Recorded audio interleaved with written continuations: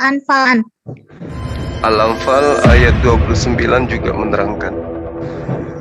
Oh, oke. Saya cek, saya screenshot. Baik. Terima kasih. Iya.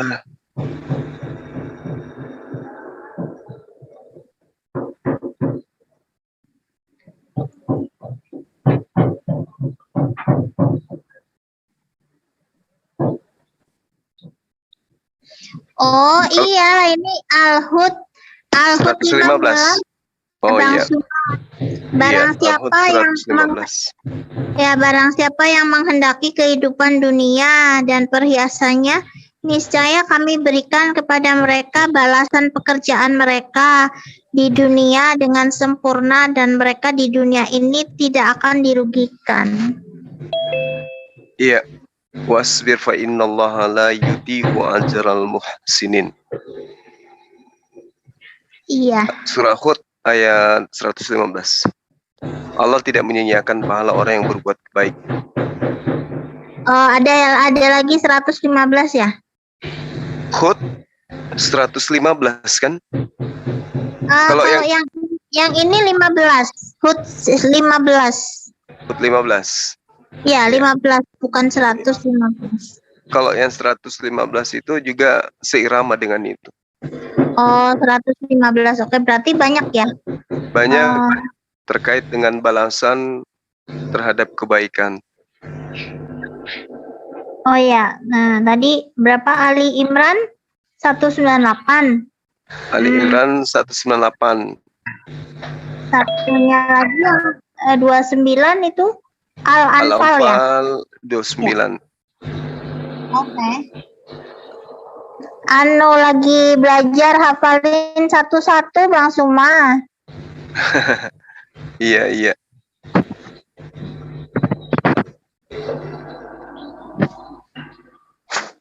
Oke, Pak Martenale. Ya. Kita bahas tentang apa tadi? Bait suci ya. Atau tempat ibadah lah ya. Iya. Tentang apa itu gereja dan masjid. Ya. Begitu? Iya. Apa itu gereja dan masjid? Iya. Siapa yang duluan? Silakan Pak. Oh saya. Iya. Ya kalau dari saya sih kita mulai awal dari mulanya ya adanya bait suci itu ya mulai dari Perjanjian Lama. Jadi pada waktu orang Israel keluar dari Mesir, mereka ditempatkan di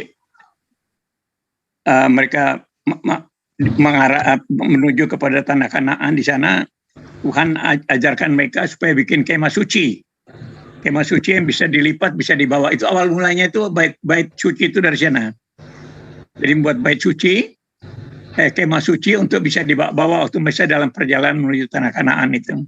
Jadi itulah mulanya. Lalu pada zaman Salomo mendirikan itu. Pertama Daud ingin mendirikan, tapi Tuhan tidak setuju. Tuhan mau anaknya Daud yang membuat itu. Jadi anaknya Daud Salomo yang mendirikan bait suci itu.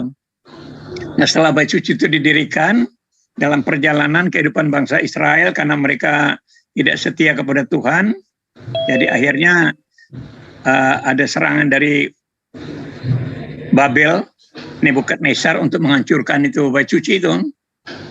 Lalu setelah hancur itu mereka lalu bertobat, lalu mereka membangun bait Allah itu membangun kembali gitu. Tapi pada tahun 70 kembali lagi dirobohkan oleh Jenderal Titus dari Roma. Jenderal Titus pada tahun 70 itu dihancurkan lagi itu. Jadi sebenarnya bicara tentang gereja itu awalnya dari sana. Setelah bait suci dihancurkan pada tahun 70 itu, gereja sudah didirikan oleh Yesus sendiri. Jadi setelah gereja berdiri, bait suci itu dirobohkan gitu. Ya, di dalam Matius 16 ayat 16 sampai 19 itu Yesus mendirikan jemaatnya di sana, mendirikan gerejanya itu, atau jemaatnya aja. Nanti saya bacakanlah ya. Katakan begini. Maka jawab Simon Petrus, Lalu Yesus bertanya kepada mereka, tetapi apa katamu, siapakah aku ini? Jadi tanya Yesus ini siapa? Maka jawab Simon Petrus, engkau adalah Mesias, anak Allah yang hidup. Lalu kata Yesus kepadanya, berbahagialah engkau Simon bin Yunus, sebab bukan manusia yang menyatakan itu kepadamu, melainkan Bapakku yang di sorga. Nah, itu. Dan aku pun berkata kepadamu, engkau adalah Petrus. Dan di atas batu karang ini aku akan mendirikan jemaatku. Dan di alam maut tidak akan menguasainya. Kepadamu akan kuberikan kunci kerajaan surga. Apa yang kau ikat di dunia ini akan terikat di surga. Dan apa yang kau lepaskan di dunia ini akan terlepas di surga. Nah itulah yang disebut gereja mula-mula yang didirikan oleh Yesus. Yang lalu setelah penggenapan itu, disitulah mulai orang beribadah pada hari Minggu itu. Kebangkitan Yesus. Jadi kebangkitan Yesus itu hari Minggu. Nah itu yang lalu orang Kristen ibadah pada hari Minggu sebagai kemenangan atas kuasa maut. Artinya orang Kristen bisa dibenarkan di sana dan dijamin ke surga karena sudah ditebus dosanya. Makanya orang Kristen ibadah pada hari Minggu. Yaitu karena kebangkitan Yesus, tanda kemenangan kepada umat orang-orang Kristen gitu. Nah itu garis besarnya seperti itu kalau kita bicara tentang gereja. Silakan Bang Joman. Baik, makasih banyak Pak Martin atas paparannya terkait dengan rumah ibadah orang Kristen. Jadi kalau di dalam pemahaman kami umat Islam terkait dengan tempat ibadah itu kami sebut dengan tempat bersujud. Ya, masjid sendiri ini berasal dari bahasa Arab yang berarti tempat sujud, sajadah yasjudu, bersujud atau menyembah, itulah masjid. Jadi kata masjid ini merupakan bentuk tunggal, sedangkan bentuk jamaknya itu masajid. Nah ini banyak diterangkan di dalam Al-Quran. Contoh misalnya dalam surah Al-A'raf, ini langsung Allah yang menyebutkan tentang masjid dalam kitab suci. Jadi kami umat Islam tidak menamai tempat ibadah kami dengan tanpa dasar pijakan. Bismillahirrahmanirrahim. Ya bani Adama khuzu zinatakum inda kulli masjidin wa kulu washrabu wa la tusrifu innahu la yuhibbul musyrifin. Jadi Allah menerangkan, wahai anak cucu Adam, pakailah pakaianmu yang bagus pada setiap memasuki masjid. Makan dan minumlah, tetapi jangan berlebihan. Sungguh Allah tidak menyukai orang-orang yang berlebihan. Jadi masjid itu sudah disebutkan oleh Allah di dalam Al-Quranul Karim. Lalu kemudian di dalam surah At-Taubah ayat 18, Allah juga berfirman, hanyalah yang memakmurkan masjid-masjid Allah ialah orang-orang yang beriman kepada Allah dan hari kemudian, serta tetap mendirikan sholat. Jadi tempat bersujud itu sudah dikutip oleh Al-Quran dari 1400 tahun silam, dan tempat itu disebut kemudian masjid. Nah, sementara kalau kita melihat daripada definisi masjid adalah tempat bersujud, para nabi yang masih ada diterangkan di dalam Al-Quran dan juga kitab-kitab yang ada di dalam iman teman-teman Kristen, mereka melakukan ibadah itu dengan cara bersujud kepada Allah. Siapapun mereka, ibadahnya selalu bersujud. Ya, ibadahnya selalu bersujud. Itu di dalam prosesi penyembahan. Mereka kemudian ketika mengambil sebuah konsep ibadah, maka sujud adalah solusi dan menghadap kepada sebuah tugu itu adalah kaidah. Contoh di dalam kajian Kejadian 17 nomor 3 misalnya. Lalu sujudlah Yosua dengan mukanya ke tanah, menyembah kepada Tuhan. Yosua 5 nomor 15 juga menerangkan hal yang sama. Abraham di dalam kejadian yang saya maksud itu juga sujud menyembah kepada Allah. Kejadian 17 nomor 3. Yosua 5 nomor 14 juga sama. Yosua juga sujud di dalam menyembah kepada Allah. Bahkan kalau kita melihat Mazmur 44 nomor 25, di situ diterangkan posisi sujud. Sebab jiwa kami tertanam dalam debu, tubuh kami terhampar di tanah. Nah, ini artinya bahwa sujud itu adalah merupakan kaidah, dan tempat bersujud itu disebut tempat ibadah, dan sujud sendiri itu adalah masjid. Nah, Mazmur 95 nomor 6, masuklah, mari kita bersujud menyembah, berlutut di hadapan Tuhan yang menjadikan kita.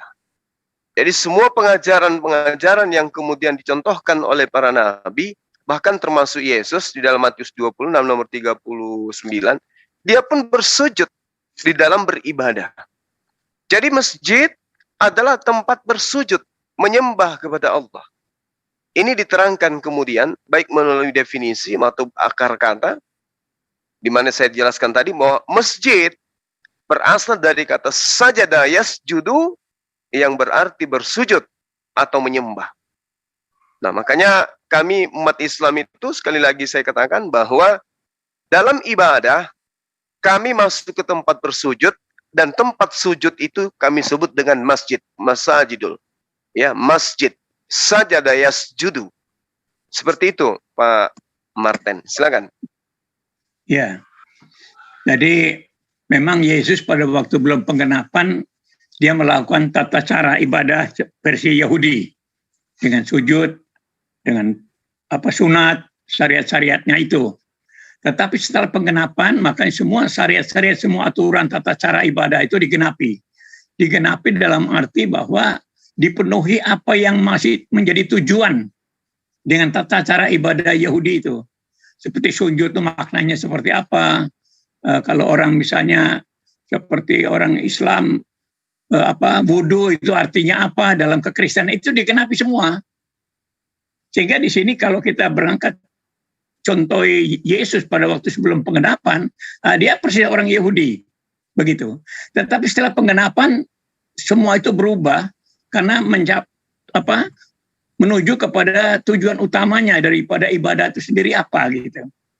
Jadi pertama jemaat yang didirikan oleh Yesus sendiri katakan bahwa di atas batu karang inilah aku berdirikan jemaatku. Di atas batu karang ini maksudnya di atas dasar Yesus sebagai Mesias, anak Allah, juru selamat. Anak Allah artinya menjelaskan tentang karya Tuhan di dalam penyelamatan. Nah, itu yang dimaksud jemaat itu di sana. Jadi arti gereja itu sebenarnya dalam bahasa Yunaninya eklesia. Eklesia itu adalah orang yang dibawa keluar dari kegelapan. Jadi pengertian gereja itu sebenarnya bukan sekedar gedung gereja, tapi orangnya gitu loh. Nah, di sini yang pada umumnya orang kurang begitu mengetahui tentang makna gereja. Maksud gereja itu apa sebenarnya? Kalau dulu memang bait suci itu gedungnya. Orang buat gedung lalu ada bagian-bagian dalam gedung itu untuk menempatkan orang kudus, maha kudus, dan jemaat awam. Tapi di dalam setelah penerapan, makanya pemahaman gereja itu sudah berubah menjadi untuk sampai kepada tujuan utamanya, bahwa gereja itu adalah eklesia, itu orang yang dibawa keluar dari kegelapan kepada terang yang ajaib. Kalau di dalam 1 Petrus 2 ayat 9 dikatakan begini, tetapi kamulah bangsa terpilih, imamat yang rajani, bangsa yang kudus, umat kepunyaan Allah sendiri, supaya kamu memberitakan perbuatan-perbuatan yang besar dari Dia yang telah memanggil kamu keluar dari kegelapan kepada terangnya yang ajaib.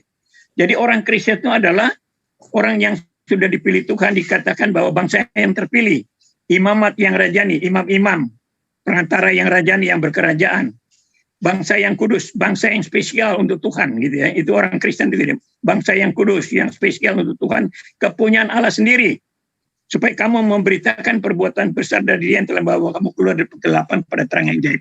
Jadi tugas gereja atau tugas orang Kristen, gereja di sini artinya orang Kristen ya, bukan gedung ya, bukan gedungnya. Ini supaya kita jalan, cuma secara umum orang kenal gereja itu gedung. Tapi sebenarnya pemahaman sebenarnya gereja itu adalah orangnya sendiri, jemaat itu sendiri. Seperti yang dikatakan di dalam Matius 16 ayat 16 itu. Jadi tugas orang Kristen adalah memberitakan perbuatan-perbuatan besar dari Tuhan yang telah membawa kita keluar dari kegelapan kepada terang ajaib. Jadi kalau dari kegelapan dibawa dari kegelapan, artinya manusia yang masih melakukan hal yang jahat-jahat, ya, yang melawan sesama manusia, itu yang jahat-jahat. Tapi orang Kristen setelah dibawa keluar dari sana, dibawa kepada terang yang ajaib, artinya perbuatan-perbuatan yang baik, perbuatan-perbuatan terang, perbuatan-perbuatan yang mengasihi sesama. Tidak boleh kompromi dengan kejahatan-kejahatan yang dilakukan oleh manusia duniawi ini. Itu. Jadi itu tugas Kristen, maka dikatakan engkau harus memberitakan perbuatan-perbuatan yang besar dari Dia yang telah membawa engkau keluar dari kegelapan pada terang yang ajaib. Artinya setelah kita dipilih dari dunia ini untuk menjadi umat khusus spesial punya Tuhan, supaya kita memberitakan hal-hal yang baik. Karena dunia ini penuh dengan kejahatan. Jadi Tuhan memilih orang Kristen untuk melakukan hal yang baik. Hal yang baik itu apa? Makanya ajaran Yesus tentang mengasihi, kasih sesama manusia, mengasihi musuh sekalipun, supaya tidak kacau gitu. Nah, ini ajaran-ajaran yang memang bagi kami luar biasa sekali, karena Tuhan membawa kita keluar dari kegelapan, dari perbuatan yang jahat-jahat itu untuk melakukan hal yang baik.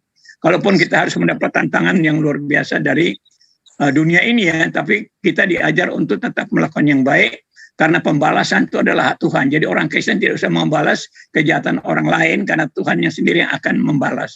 Nah, itu yang menjadi kebanggaan orang Kristen, bahwa kita hanya disuruh melakukan yang baik-baik saja. Tapi kalau misalnya ada orang Kristen yang masih belum benar, ya kita maklum, karena itu masih dalam proses pertumbuhan iman gitu ya. Tapi orang Kristen harus menjalankan kasih terhadap sesama manusia, bahkan terhadap musuh sekalipun. Jadi kita tidak ada hal-hal yang jahat terhadap sesama manusia. Harus melakukan yang baik. Supaya memberitakan perbuatan-perbuatan Tuhan yang baik itu.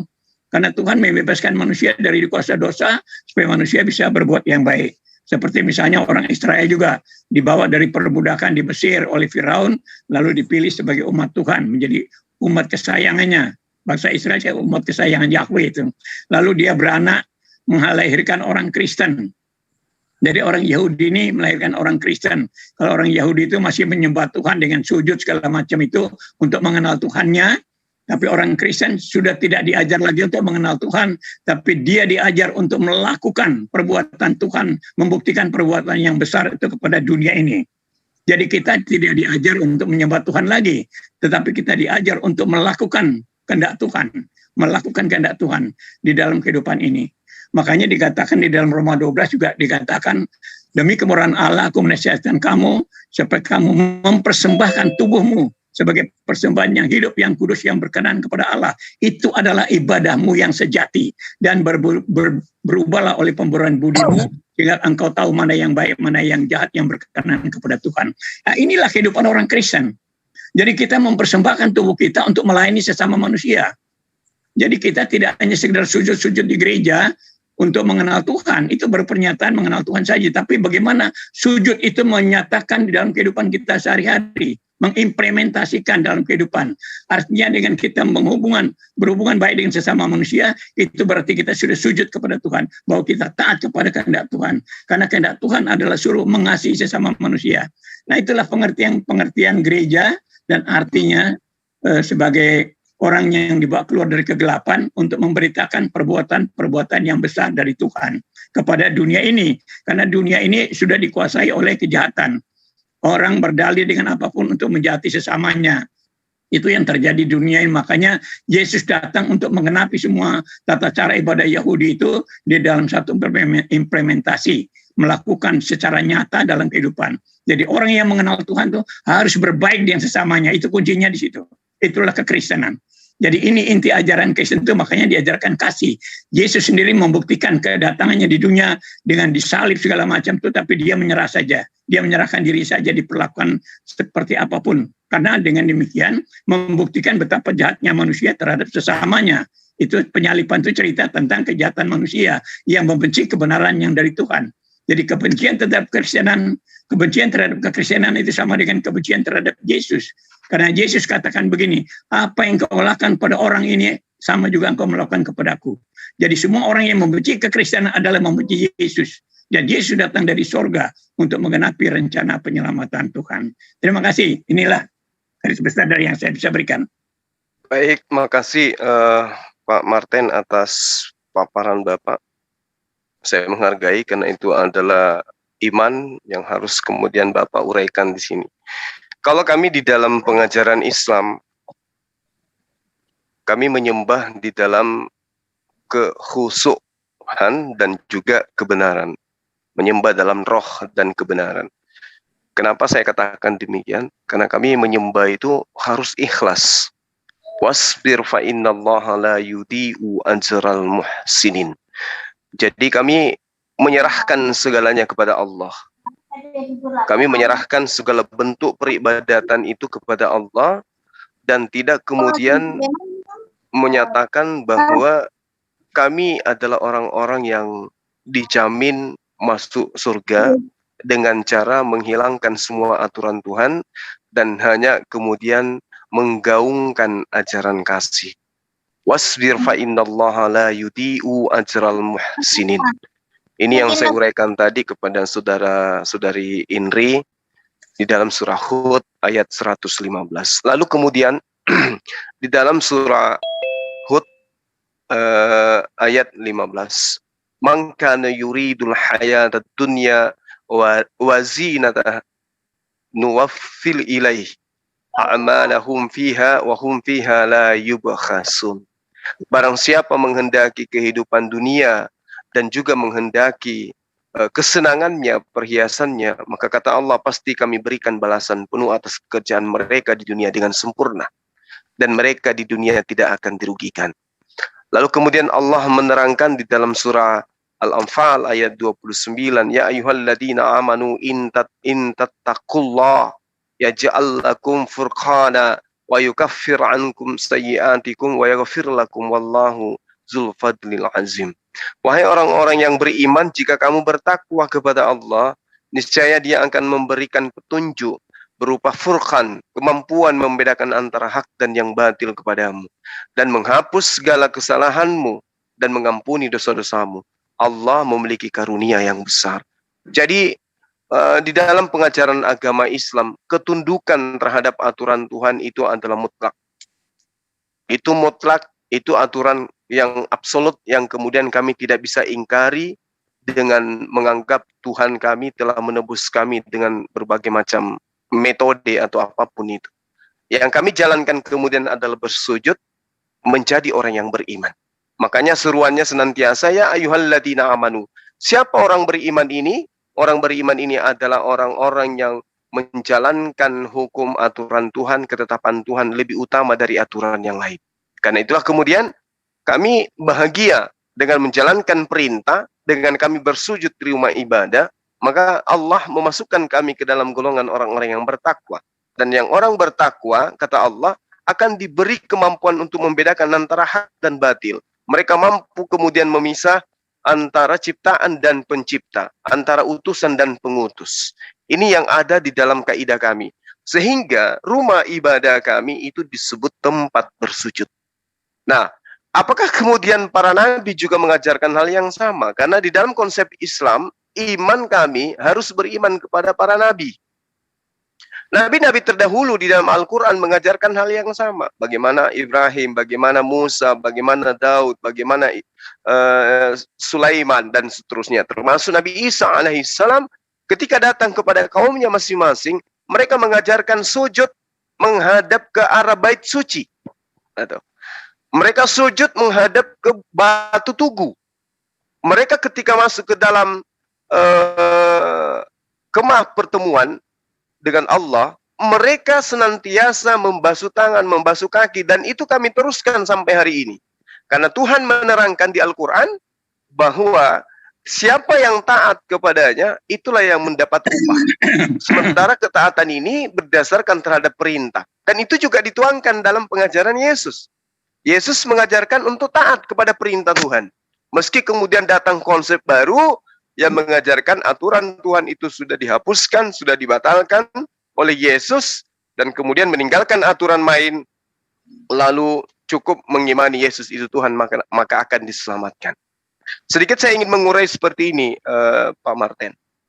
Kalau kemudian Bapak mengatakan bahwa di dalam iman Kristen itu tidak perlu lagi melakukan aturan main sama seperti yang dilakukan oleh orang-orang Yahudi, ya sangat disayangkan.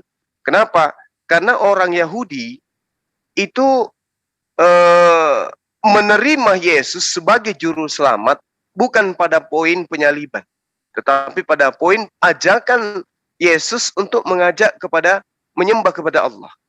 Nah, lalu kemudian di dalam pengajaran Pauluslah muncul penafsiran penyaliban kepada Yesus sebagai penyelamatan umat manusia. Itu muncul di dalam pengajaran Paulus.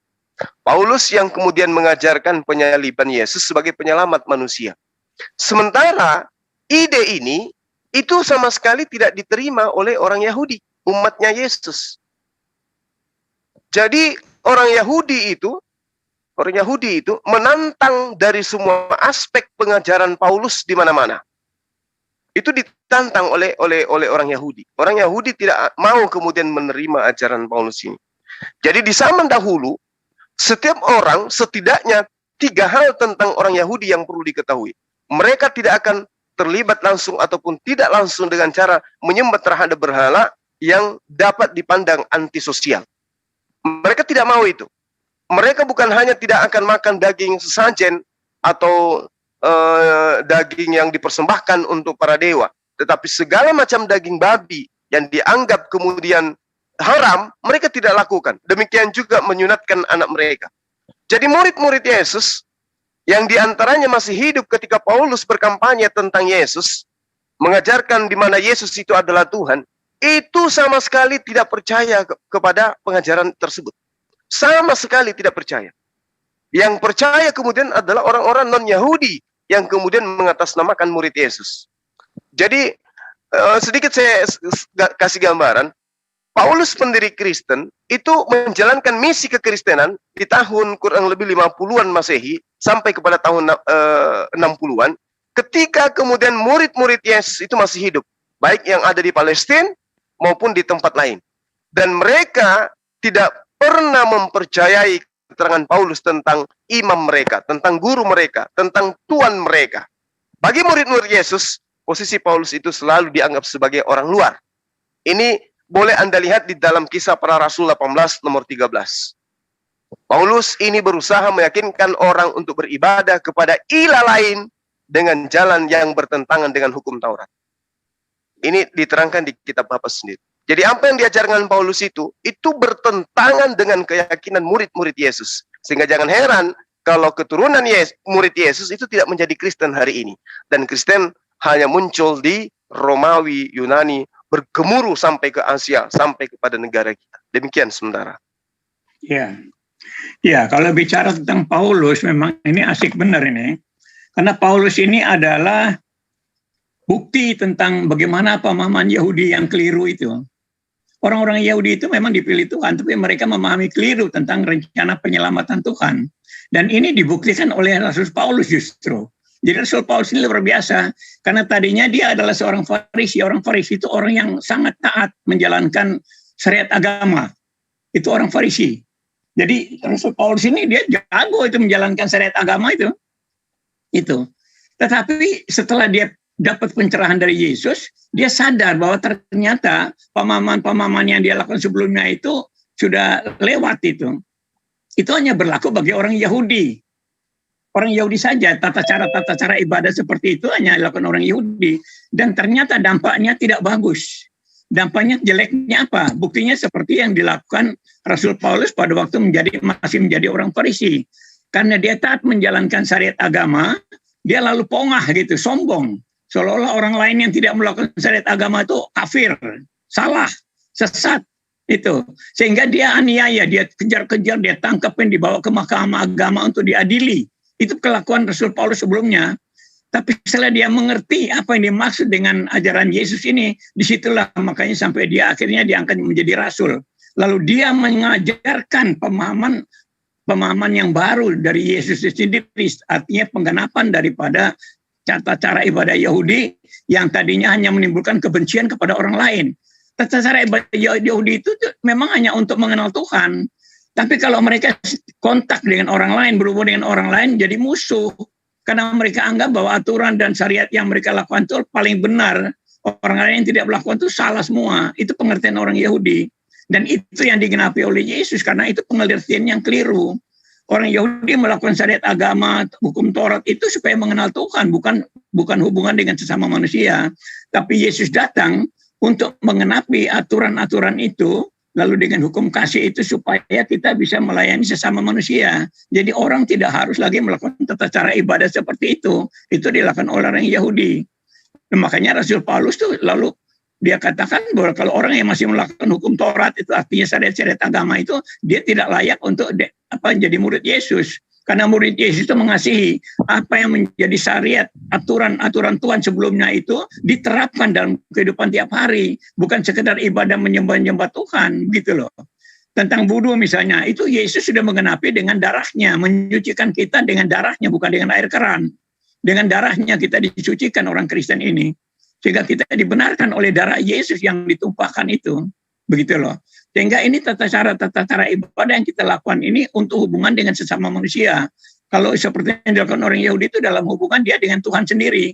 Makanya hukum kasih itu ada dua, yaitu mengasihi Tuhan dengan segenap hati dan mengasihi sesama seperti mengasihi diri kita sendiri. Itu yang diajarkan Yesus. Jadi mengasihi sesama ini adalah penggenapan daripada rencana penyembahan-penyembahan kepada Tuhan. Nah, ini yang tidak dipahami oleh orang Yahudi sampai sekarang.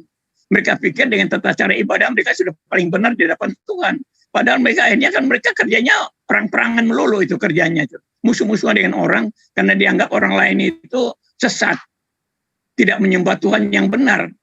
Itu kesalahannya di sana. Sedangkan kekristenan datang menggenapi itu supaya orang mengenal Tuhan yang benar, ya Tuhan yang mengasihi. Bukan Tuhan yang memusuhin orang. Sehingga kita diajar umatnya ini supaya mengasihi sesama manusia, termasuk yang membenci sekalipun. Karena apa? Orang yang membenci itu mereka tidak mengerti apa yang mereka perbuat. Mereka tidak mengerti kenapa. Kalau mereka membenci, mereka juga akan dibenci orang. Mereka juga akan dibenci Tuhan. Itu yang mereka tidak tahu. Mereka pikir kalau sudah membenci orang, menindas orang itu mereka lalu yang menang. Tidak. Tidak sama sekali tidak. Makanya orang Kristen karena mengerti semua itu, dia ngalah-ngalah saja gitu. Karena orang yang berbuat jahat seperti orang Yahudi itu, seperti zamannya Paulus zaman itu, dia akan dapat hukuman juga. Dan orang Yahudi kan setelah menyalibkan Yesus kan dihukum, diusir dari Israel sepanjang 2000 tahun. Bahkan sampai sekarang belum semua pulang itu. 6 juta dibantai Hitler. Itu semua hukuman. Jadi salah pemahaman orang Yahudi itu keliru, makanya digenapi oleh Yesus. Sehingga orang harus mengasihi sesama manusia. Karena ajaran Tuhan itu untuk mengasihi sesama manusia supaya hidup ini tidak kacau. Agama itu artinya tidak kacau. Supaya memenuhi apa yang dimaksud oleh agama menurut pemahaman manusia. Supaya tidak kacau. Tapi kalau kita membuat kekacauan seperti orang Yahudi itu, ya itu salah. Salahnya apa? Salah pengertian tentang maksud Tuhan. Mereka tidak mengerti. Makanya orang Kristen diajarkan supaya mengasihi. Kalaupun kita dianiaya, ya haleluya sajalah, itu nanti Tuhan yang balas kok. Nah, itu ajaran yang luar biasa yang diajarkan kepada Yesus. Bahkan dia tidak hanya mengajarkan ya, Yesus itu bukan yang mengajarkan, dia membuktikan dalam kehidupannya dia. Banyak nabi-nabi itu hanya mengajarkan saja. Yesus itu membuktikan apa yang diajarkan. Dia dianiaya, dibunuh, dicemeti, diludahin, ditempeleng, dihina-hina, dia diam saja. Itu contoh yang harus diteladani orang-orang Kristen. Sehingga supaya dunia ini aman, dunia ini kacau. Sehingga ajaran Yesus ini luar biasa sekali gitu. Nah itu ya dilengkapi oleh Rasul Paulus dalam pelayanannya. Nah begitulah Juma ya. Oke, baik. Jadi kalau apa yang Pak Martin terangkan barusan tentang Paulus, di dalam pengajaran Lukas 21, itu semakin nyata bahwa Paulus ini memang yang merombak ajaran Yesus. Sehingga Bapak dengan berani mengatakan orang Yahudi salah memahami. Di dalam pengajaran Lukas, di situ diterangkan, beliau sang Lukas ini menceritakan tentang apa yang Yesus katakan. Lukas 21 nomor 8 misalnya. Waspadalah supaya kamu jangan disesatkan, sebab banyak orang yang akan datang dengan menggunakan namaku dan berkata, akulah dia, dan saatnya sudah dekat, janganlah kamu mengikuti mereka. Jadi ini kalau kita luruskan kembali tentang cerita Yesus yang ada direkam oleh penyelidik yang bernama Lukas, itu oknum ini jelas ke Paulus. Kenapa? Waspadalah supaya kamu jangan disesatkan, sebab banyak orang yang akan datang dengan memakai namaku. Jadi orang yang menyesatkan ini menggunakan nama Yesus menjajakan nama Yesus kemana-mana. Lalu berkata, akulah dia. Jadi nama Yesus ini dipakai untuk kemudian menunjuk kepada oknum. Contoh misalnya, ketika Paulus ini berjalan ke Damsyik, kemudian dia mendengarkan, menurut pengakuannya mendengarkan suara. Siapakah engkau? Lalu Paulus sendiri menjawab, akulah Yesus yang kau aniaya. Paulus yang bertanya, Paulus juga yang menjawab, akulah Yesus yang kau aniaya. Sementara Paulus dan Yesus tidak pernah bertemu. Kapan dianiayanya? Nah, di cerita Lukas 21:9 ini, jelas diterangkan, 21 nomor 12-nya diterangkan bahwa, tetapi sebelum semuanya itu terjadi, sebelum penyesat ini datang, maksudnya, memakai namaku dan mengakui bahwa akulah dia yang dia lihat di padang gurun itu, kata Yesus, sebelum semua itu terjadi, kamu murid-muridku Bani Israel akan ditangkap dan dianiaya. Kamu akan diserahkan ke rumah-rumah ibadat dan penjara-penjara. Dan kamu akan dihadapkan kepada raja-raja dan penguasa-penguasa oleh karena namaku. Ini dialami oleh murid-murid Yesus. Siapa pelakunya? Paulus. Jadi kata Yesus, sebelum penyesat ini kemudian datang mengganti nama, membawa-bawa namaku, ngaku-ngaku sebagai muridku, ngaku-ngaku ketemu dengan aku dan seterusnya, terlebih dahulu kamu yang murid asli itu ditangkap dan dianiaya. Nah, kalau kita jujur, siapa pelaku penangkapan dan penganiaya terhadap murid Yesus? Paulus. Lalu setelah Paulus menganiaya, apa yang dia katakan? Dia bertobat. Lalu mengganti nama. Saulus menjadi Paulus. Lalu setelah itu ngaku murid. Padahal di dalam 1 Korintus dia mengatakan bahwa aku dipilih dari sejak kandungan ibuku. Kalau dia dipilih dari sejak kandungan ibunya, harusnya dari sejak dia hidup bersama di Yerusalem, itu sudah menjadi pengikut Yesus. Tapi malah menjadi pembantai daripada ajaran Yesus. Nah, kembali kepada tema kita. Yang tadinya sujud, yang tadinya dalam ibadah bersujud, yang tadinya dalam ibadah itu menghadap ke bait Allah, ketika kemudian muncul Paulus, berubah. Semua berubah. Yang tadinya diajarkan sujud menyembah hanya kepada Allah, semuanya berubah. Untung saja Yesus itu sebelum meninggalkan dunia ini, dia sudah menubuatkan bahwa bait suci tempat bersujud, arah sujud itu akan berpindah. Di dalam Yohanes 4 nomor 21, kata Yesus kepadanya, percayalah kepadaku, hai perempuan, saatnya akan tiba bahwa kamu akan menyembah Allah bukan di gunung ini dan bukan juga di Yerusalem. Ini nubuatan Yesus. Bahwa pada masanya nanti, bait suci yang merupakan arah sujud atau kiblat, nantinya akan berpindah. Tidak lagi ke arah Yerusalem, tidak lagi menghadap Baitul Maqdis. Yesus memang tidak menyebutkan kemana pindahnya. Yesus tidak menerangkan arahnya nantinya kemana. Tapi jelas nubuatan ini menerangkan akan pindahnya, itu sudah dijelaskan oleh Yesus. Akan pindah. Dan penggenapan nubuatan itu dilaksanakan oleh baginda Rasulullah Muhammad SAW. Untung saja Yesus menerangkan itu dan masih termaktub di dalam kitabnya teman-teman Kristen. Yohanes 4 nomor 21. Dan juga Yakub juga menjelaskan di dalam Kejadian 49 nomor 10 bahwa kerajaan Allah itu akan diambil dan diberikan kepada yang berhak atasnya. Siapa dia yang berhak? Yang mampu menaklukkan bangsa-bangsa, dan itu hanya baginda Rasulullah Muhammad SAW.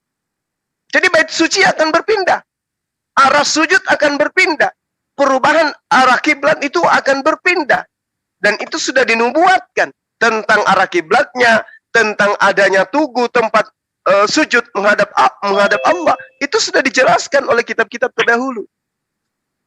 Jadi kalau Yesus dan pengikutnya di dalam beribadah sujud menghadap kepada Allah, muncul kemudian orang yang memakai namanya, menjajakan namanya, menjual namanya, meninggalkan sujud, lalu kemudian mereka duduk di atas kursi di dalam rumah ibadah mereka. Padahal itu tidak pernah diajarkan oleh Yesus.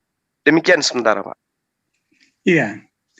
Jadi bicara tentang cara penyembahan atau arah penyembahan itu memang berubah. Karena tadinya di Yerusalem, karena ada bait suci di sana. Bait suci Salomo itu Tuhan sendiri yang nyuruh loh itu, bukan karangan manusia, bukan maunya manusia. Disuruh Tuhan sendiri kepada Salomo. Tadinya Daud yang mau bangun, tapi Salomo yang disuruh membangun. Lalu bangun, tetapi sudah itu dirobohkan. Lalu Yesus sendiri mengatakan, rombak bait Allah itu dalam 3 hari akan bangun kembali. 3 hari akan bangun, artinya 3 hari dia bangkit dari kematian, dia bangun jemaat itu sendiri. Lalu di Yohanes 4 tadi dikatakan bahwa tentang penyembahan, ya, tentang penyembahan. Kata Yesus kepadanya, percayalah kepadaku, hai perempuan, sebab ayat 23 ya. Tetapi saatnya akan tiba, dan sudah tiba sekarang bahwa penyembah benar akan menyembah Bapa dalam roh dan kebenaran, sebab Bapa menghendaki penyembahan yang demikian. Allah itu roh, dan barang siapa menyembah dia harus menyembah dalam roh dan kebenaran. Menyembah dalam roh dan kebenaran itu bukan menyembah secara lahiriah, bukan secara jasmania. Itu yang dimaksud. Karena Allah itu bukan ada di Yerusalem lagi. Yerusalem itu hanya sebagai simbol aja, tanda bahwa Allah ada di sana, kan ada tabut perjanjian. Tapi Bapa itu sendiri ada di sorga, jadi bukan di dunia ini gitu loh. Penyembah Allah yang roh itu menyembah dalam roh dan kebenaran, bukan penyembah secara lahiriah. Makanya orang Kristen hidupnya hidup yang dituntun oleh roh. Roh menuntun hati dan pikiran kita untuk melakukan kehidupan ini, menerapkan kehidupan ini terhadap sesama manusia. Jadi kita tidak bicara dengan tata cara ibadah. Makanya di gereja-gereja macam-macam denominasi ini caranya macam-macam, berbeda-beda. Karena memang itu tergantung mereka mau mengarahkan jemaatnya ke mana. Tapi yang paling benar, tujuan Tuhan adalah menyembah dalam roh dan kebenaran. Menyembah dalam roh dan kebenaran itu artinya penyembahan yang dilakukan oleh tuntunan roh Kudus kepada kita. Yaitu apa? Yaitu melayani sesama manusia dengan baik. Itu. Melayani sesamanya, bukan menyembah sekadar menyembah Tuhan. Karena menyembah Tuhan itu zamannya orang Israel. Menyembah di Yerusalem itu. Mereka lalu harus ke sana tiap tahun. Tapi yang kepada orang Kristen yang harus melayani semua manusia di dunia, itu penyembahan itu bukan penyembahan begitu secara lahiriah lagi, tapi menyembah dalam roh. Artinya tuntunan roh itu untuk kita melakukan penyembahan itu adalah menyatakan kehendak Tuhan di dalam hubungan kita dengan sesama manusia. Itu kuncinya. Jadi bukan penyembahan lahiriah kepada Tuhan. Kita sudah tidak seperti itu lagi. Kita di gereja dengar firman Tuhan, lalu kita lakukan. Hari Senin sampai Sabtu itu kita harus lakukan pelayanan terhadap sesama manusia. Itu. Jadi tujuan intinya orang Kristen di sana. Kasihlah sesama manusia seperti dirimu sendiri. Itu harus diterapkan. Itulah yang dikatakan menyembah dalam roh dan kebenaran. Bukan menyembah secara lahiriah. Itu hanya orang Yahudi mula-mula dipanggil sebagai umat Allah. Mereka melakukannya secara lahiriah. Orang Kristen tidak menyembah secara lahiriah lagi, tidak. Nah, disitulah pemahaman tentang Tuhan itu di sana. Jadi kekristenan itu lengkap, ada perjanjian lama, perjanjian baru. Jadi kita tidak lagi melaksanakan apa yang diajarkan kepada bangsa Israel tentang penyembahan kepada Tuhan, di mana mereka baru mengenal Tuhan supaya mereka menjauhkan diri dari penyembah berhala di tanah Kanaan sana. Ada orang Yebus, orang Feris, orang macam-macam di sana, ada penduduk asli. Tidak boleh dipengaruhi oleh penduduk asli yang masih penyembah berhala. Itu maksudnya. Jadi kepada orang Kristen sudah tidak lagi ke sana arahnya, tetapi supaya kita melakukan penyembahan itu di dalam kehidupan kita. Menyembah Tuhan berarti kita melakukan yang baik-baik terhadap sesama manusia. Itu penyembah Tuhan namanya. Apa yang kau lakukan terhadap orang yang paling hina ini, engkau sudah lakukan buat aku, kata Yesus begitu. Jadi kita harus lakukan layani sesama manusia. Itulah ibadah yang sebenarnya. Makanya dikatakan di Roma 12 oleh Rasul Paulus sendiri. Rasul Paulus yang mengajarkan ini. Aku menasihatkan kamu demi kemurahan Allah. Demi kemurahan Allah itu, demi pengorbanan Yesus itu sendiri. Supaya kamu mempersembahkan tubuhmu sebagai persembahan yang hidup, yang kudus, yang berkenan kepada Allah. Itu adalah ibadahmu yang sejati. Ibadah sejati itu mempersembahkan tubuh, mempersembahkan tangan, kaki, mulut, pikiran, semua terhadap sesama manusia. Itulah ibadah di dalam roh dan kebenaran. Nah, disinilah kita berbeda, Juma. Anda masih pakai cara lama, cara orang Yahudi. Orang Kristen sudah keluar dari sana untuk menerapkan itu dalam kehidupan bersama terhadap sesama manusia. Sehingga orang Kristen harus berhubungan yang baik dengan sesama manusia. Bukan memilah-milah karena mereka tidak seperti kita, mereka itu lalu sesat, salah. Tidak itu. Kita justru Yesus datang untuk mencari orang berdosa, bukan mencari orang benar. Kalau rasa diri benar, ya uruslah dirimu sendiri, kata Tuhan Yesus begitu. Tapi Yesus datang untuk mencari orang berdosa. Makanya dia tidak bicarakan tentang orang yang belum mengenal Tuhan, tapi justru dia mengkritik orang yang sudah mengenal Tuhan seperti orang Yahudi, tapi dalam pemahamannya keliru. Mereka justru memuji sesamanya manusia, ya, karena mereka menyembah pada Tuhan. Itu keliru besar itu. Manusia harus melayani sesama manusia dengan baik. Itu maksud Tuhan di dalam rencana penyelamatannya. Sehingga sekarang orang Kristen diharapkan supaya menyelamatkan seluruh bangsa-bangsa di dunia dengan ajaran kasih itu, sehingga dunia ini tidak kacau lagi. Nah, begitu Bang Juma. Baik, makasih Pak Martin. Jadi, kalau Bapak mengatakan bahwa Kristen tak perlu lagi kemudian tunduk terhadap penyembahan kepada Tuhan dengan berbagai dalil dan kemudian meninggalkan prosesi yang disyariatkan oleh Tuhan kepada para nabi, disinilah justru pengukuhannya bahwa Kristen itu bukan pengikut Yesus. Di dalam penggambaran yang ada di dalam kitabnya orang-orang Yahudi, 2 Raja-Raja nomor 17, nomor 36 misalnya. Tetapi Tuhan yang menuntun kamu dari tanah Mesir dengan kekuatan yang besar dan dengan tangan yang teracung, kepadanya lah kamu harus berbakti. Jadi kepada Allah itu kita harus berbakti. Kepadanya lah kamu harus sujud menyembah. Jadi kepadanya pembaktian kita dibuktikan dengan cara sujud di dalam menyembah. Lalu kemudian di dalam Yesaya 66 nomor 23, di situ sangat terang dijelaskan. Bulan berganti bulan, sabat berganti sabat, maka seluruh umat manusia akan datang sujud untuk menyembah di hadapanku. Demikianlah firman Tuhan. Berarti kalau ada yang kemudian tidak mengaplikasikan nubuatan ini, berarti dia di luar daripada ajaran Tuhan. Bulan berganti bulan, minggu berganti minggu, seluruh umat manusia akan datang untuk sujud menyembah di hadapanku. Sujud menyembah. Sujud itu diaplikasikan, bukan cuma teori di mulut, tetapi sujud kudu sujud. Bagaimana kemudian dipraktekkan oleh Yesus?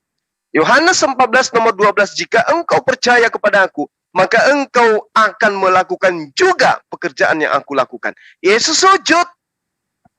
Kenapa nggak dilakukan itu kalau percaya kepada Yesus? Sederhana sebenarnya. Cuman karena teman Kristen itu dikungkung oleh doktrin dan dogma, sehingga apa yang diajarkan oleh Yesus dan Tuhan kepada Bani Israel itu dihilangkan, dihapuskan, demi untuk nafsu, syahwat, kesenangan iman. Ya, doktrin berhalusinasi di dalam imajinasi iman. Berfantasi ria di dalam halusinasi iman. Mengatakan berbuat baik terhadap sesama manusia. Berbuat baik terhadap sesama manusia. Berbuat baik sesama manusia. Meski selangit perbuatan baik yang ditorehkan, kalau tidak taat kepada perintah Tuhannya, percuma. Ibarat seseorang yang tidak terdaftar di dalam universitas, setinggi apapun IQ-nya, secerdas apapun dia tidak akan mungkin mendapatkan sertifikat kelulusan university. Kenapa? Dia tidak terdaftar sebagai mahasiswa. Jadi kalau Anda kemudian tidak melakukan apa yang dipersyaratkan oleh Allah melalui perantaraan Nabi, meski nyawa Anda serahkan kepada tetangga Anda, saking baiknya, itu percuma. Tak ada gunanya. Anda tidak terdaftar di dalam orang-orang yang beriman kepada Allah. Al-Quran menorehkan itu, bahwa setiap pengukuhan kemudian iman, itu harus bersyarat. Yesus pun demikian. Ada syaratnya untuk memperoleh hidup yang kekal itu. Apa itu? Percaya bahwa Allah satu-satunya Tuhan.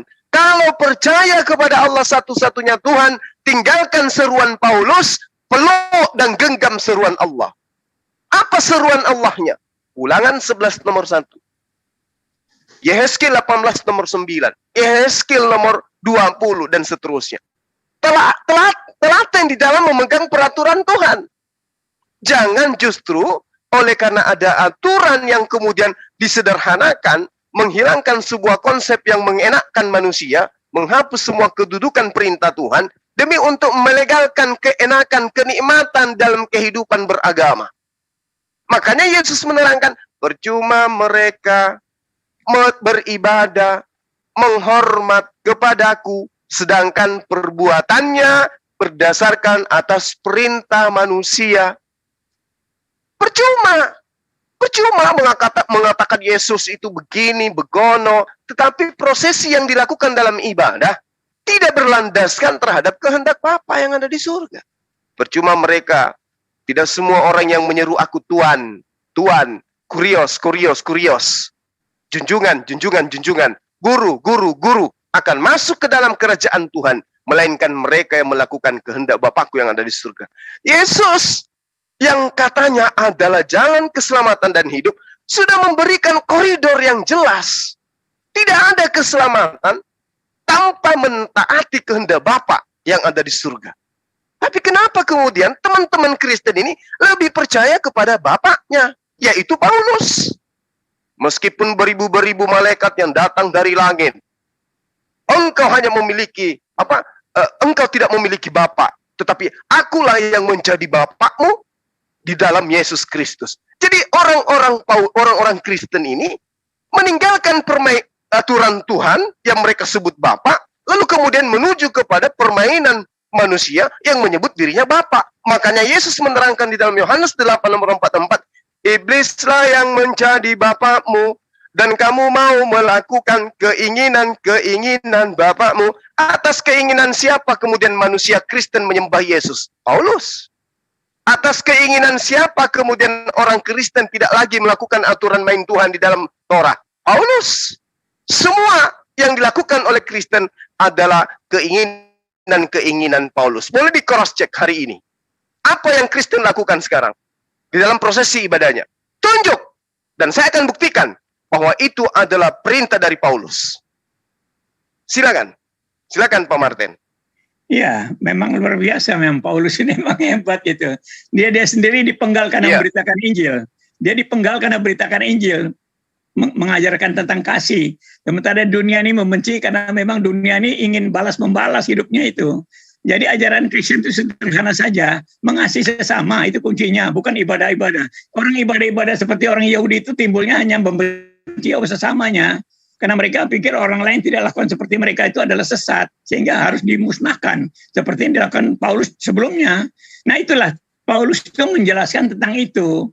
Pemahaman sebelumnya dia itu membenci orang lain. Itu salah. Sedangkan Yesus datang untuk mengasihi semua orang yang berdosa, semuanya Tuhan kasihi. Itu di situ perbedaannya antara pemahaman Paulus sebelumnya dan Yesus. Yesus itu mengasihi semua manusia yang berdosa. Karena semua manusia sudah berdosa. Dia tidak perlu caci maki orang lain yang berdosa. Karena memang dia datang untuk menyelamatkan orang-orang berdosa. Sehingga orang Kristen hadir ini juga melayani orang-orang yang berdosa. Orang-orang yang suka membenci, suka menjahati sesama. Itu kita mengasihi. Kenapa? Mereka tidak tahu apa yang mereka perbuat. Karena akibat perbuatan mereka akan menerima resikonya. Dan itu sudah terbukti sampai sekarang. Pembenci Kristen itu sudah terima risikonya, mereka juga dipermalukan gitu loh. Jadi seperti itu, makanya orang Kristen harus mengasihi sesama. Musuh sekalipun yang membenci kita pun kita harus kasih, karena mereka tidak tahu apa yang mereka perbuat. Semua perbuatan-perbuatan jahat itu akan menimpa dirinya, itu udah pasti. Tidak ada yang lolos dari setiap perbuatan jahat manusia itu. Itu yang kita tidak mau kalau kita dihukum Tuhan. Makanya kita belajar untuk menerapkan kasih itu kepada semua orang. Kita tidak membenci siapapun, karena orang yang masih membenci itu bukan dari Tuhan itu.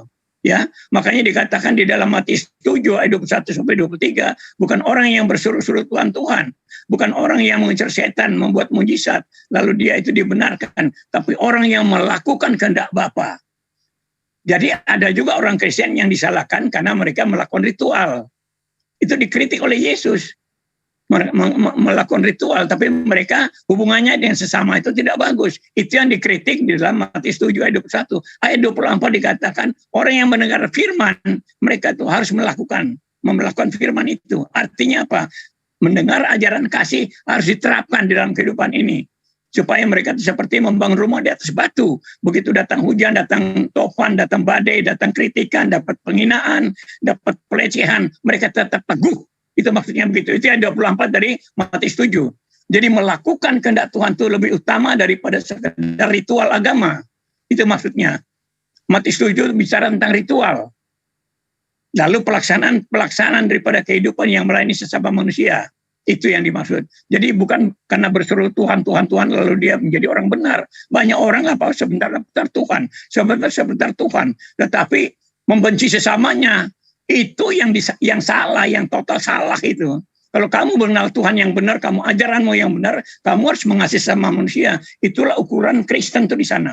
Bagaimana kita bisa mengasihi sesama manusia itu menjadi ujung tombak, menjadi inti daripada ajaran Kristen, sehingga kita tidak bisa dipengaruhi oleh ajaran-ajaran sesat lainnya, nabi-nabi palsu yang lain dikatakan di dalam diperingatkan oleh Yesus itu.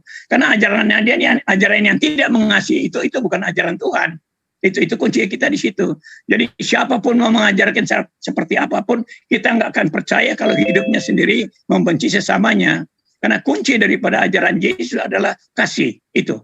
Orang menyembahnya harus menyembah dalam roh dan kebenaran. Dalam roh dan kebenaran berarti hatinya dituntun oleh roh untuk bisa memotivasi dia untuk melakukan yang baik terhadap bersamanya. Karena apa? Perlu ada roh di dalam hati kita. Karena kita suka membalas. Kalau orang berbuat salah, kita ingin membunuh saja daripada kita mengampuni dia. Tapi Roh Kudus mengajarkan kita supaya kita belajar untuk mengampuni sesama manusia, supaya dunia ini tidak kacau. Nah, itu ajaran inti Yesus. Sehingga ajaran dari manapun yang tidak berdasarkan kasih, itu kita tolak, 100% kita tolak. Karena itu bukan ajaran dari Tuhan Yesus. Tuhan Yesus membuktikan dirinya, menyerahkan dirinya kepada pembenci-pembencinya, dianiaya, dihancurkan hidupnya. Dia merasa, tapi oleh kuasa Tuhan 3 hari dia bangkit. Dan inilah dasar kehidupan orang Kristen. Orang Kristen bisa saja dianiaya orang, bisa jadi perlakuan tidak adil, tetapi Tuhan akan mengadili dia dengan adil itu. Sehingga kita punya harapan yang kokoh di dalam Yesus Kristus dengan ajaran kasih-Nya. Ini sehingga ajaran manapun yang mengajarkan tidak dengan kasih, kita tolak 100%. Karena itu bukan dari Tuhan. Ajaran Tuhan hanya mengasihi sesama supaya dunia tidak kacau. Nah begitu, Pak Cuma. Saya kira sudah cukup ya. Kita sudah 1 jam persis ini.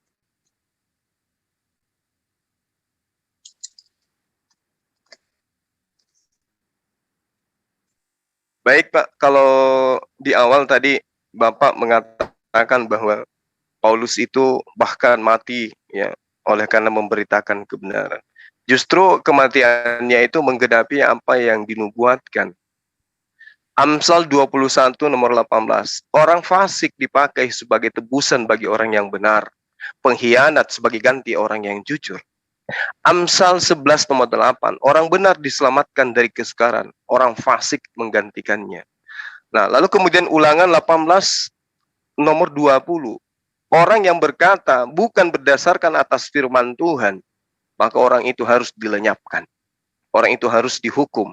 Dan penghukuman ini kemudian yang disebut dengan kematian. Itu yang perlu Bapak renungkan. Kemudian, kalau Pak Martin mengatakan ajaran kasih itu adalah menghilangkan semua aturan Tuhan, kemudian saling mengasihi antar sesama manusia, itu Bapak sedang membantah perintah Tuhan. Bapak sedang melawan apa yang Tuhan ajarkan kepada Bani Israel. Tuhan mengatakan di dalam Keluaran 3, Tuhan loh, aku akan mengadakan permusuhan. Aku Tuhan pencipta langit dan bumi, akan mengadakan permusuhan antara engkau dan perempuan ini. Engkau ini adalah iblis, dan perempuan ini adalah istri Hawa. Antara keturunanmu dan keturunannya, antara penerus iblis dan juga penerus keturunan Adam. Jadi Bapak jangan membantah Tuhan. Aku akan mengadakan permusuhan. Ya. Jadi adalah lucu kemudian ketika Tuhan datang, mati di atas tiang salib, untuk kemudian menghapuskan segala kekacauan di atas muka bumi. Sementara Tuhan sendiri yang mengadakan permusuhan itu. Bukan Zuma. Bukan baginda Rasul Muhammad SAW. Tapi Tuhan pencipta langit dan bumi lah yang mengadakan permusuhan antara manusia dengan iblis. Coba kita lihat Pak, di dalam perjanjian baru.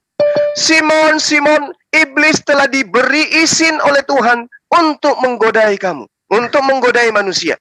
Tuhan yang memberi izin kepada iblis untuk menggodai manusia.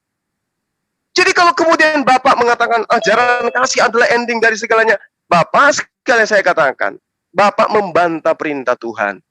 Dan itu tidak terjadi bahwa kasih, karena kasihnya maka dia datang mati di atas tiang salib, maka Kristen yang benar itu adalah saling mengasihi. Itu teori Pak. Teori di atas kapas yang dibakar dengan api. Teori itu. Kita lihat setelah Yesus apa yang terjadi? Pembantaian, dan pembantaian. Mana ajaran kasihnya? Kalau ajaran kasih yang kalau ajaran kasih yang kemudian dinarasikan atau diteorikan oleh gereja hari ini itu diaplikasikan dalam kehidupan, tidak ada seninya hidup ini. Tidak ada lagi orang yang mau mencari nafkah. Tidak ada lagi orang mau bekerja, Pak. Kenapa? Sang kaya akan membagi-bagikan hartanya. Sang miskin tidak perlu lagi kerja. Karena tetangganya yang kaya akan selalu memberi, dan memberi. Karena kasih. Dan si kaya akan jatuh miskin. Semuanya akan jatuh miskin. Maka dunia ini akan hancur. Kalau ajaran itu yang dipatenkan oleh Pak Martin. Tak bisa ajaran kasih itu dianut. Tak bisa.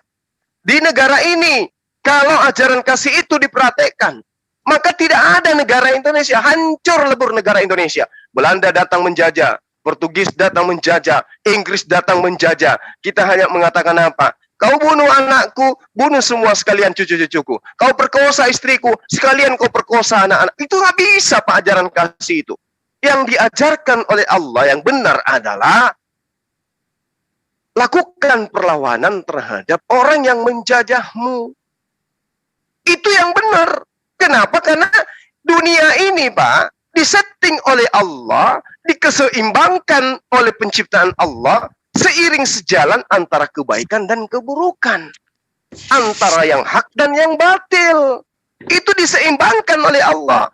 Oleh karena itulah kemudian satu-satunya makhluk yang menerima amanah tentang hak dan tentang baik dan buruk hanya manusia. Karena malaikat tidak mampu. Gunung-gunung nggak mampu. Laut nggak mampu. Nggak ada yang mampu. Hanya manusia yang kemudian mampu menjalankan khalifah di atas muka bumi. Jadi kalau Anda mengatakan, hapuskan semua aturan Tuhan. Mari kita saling mengasihi satu sama lain. Oh, jangan Pak.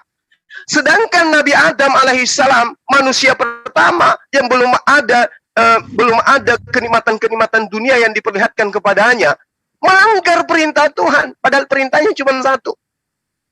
Apatah lagi kalau semua perintah sudah dijabarkan di atas muka bumi ini, lalu kemudian mau dihilangkan. Maka solusi yang ditawarkan kemudian adalah menghapus aturan Tuhan, lalu mengangkat konsep manusia, kasih, mengasihi sesama manusia, dan tidak perlu lagi menjalankan perintah Tuhannya. Ini ajaran yang tidak pernah diajarkan oleh para nabi.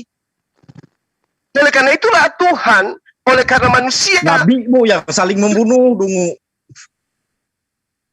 Oleh karena manusia telah diperjanjikan oleh Allah, akan dipermusuhkan antara iblis dan manusia, maka Allah memberikan resep. Allah memberikan obat, Allah memberikan konsep.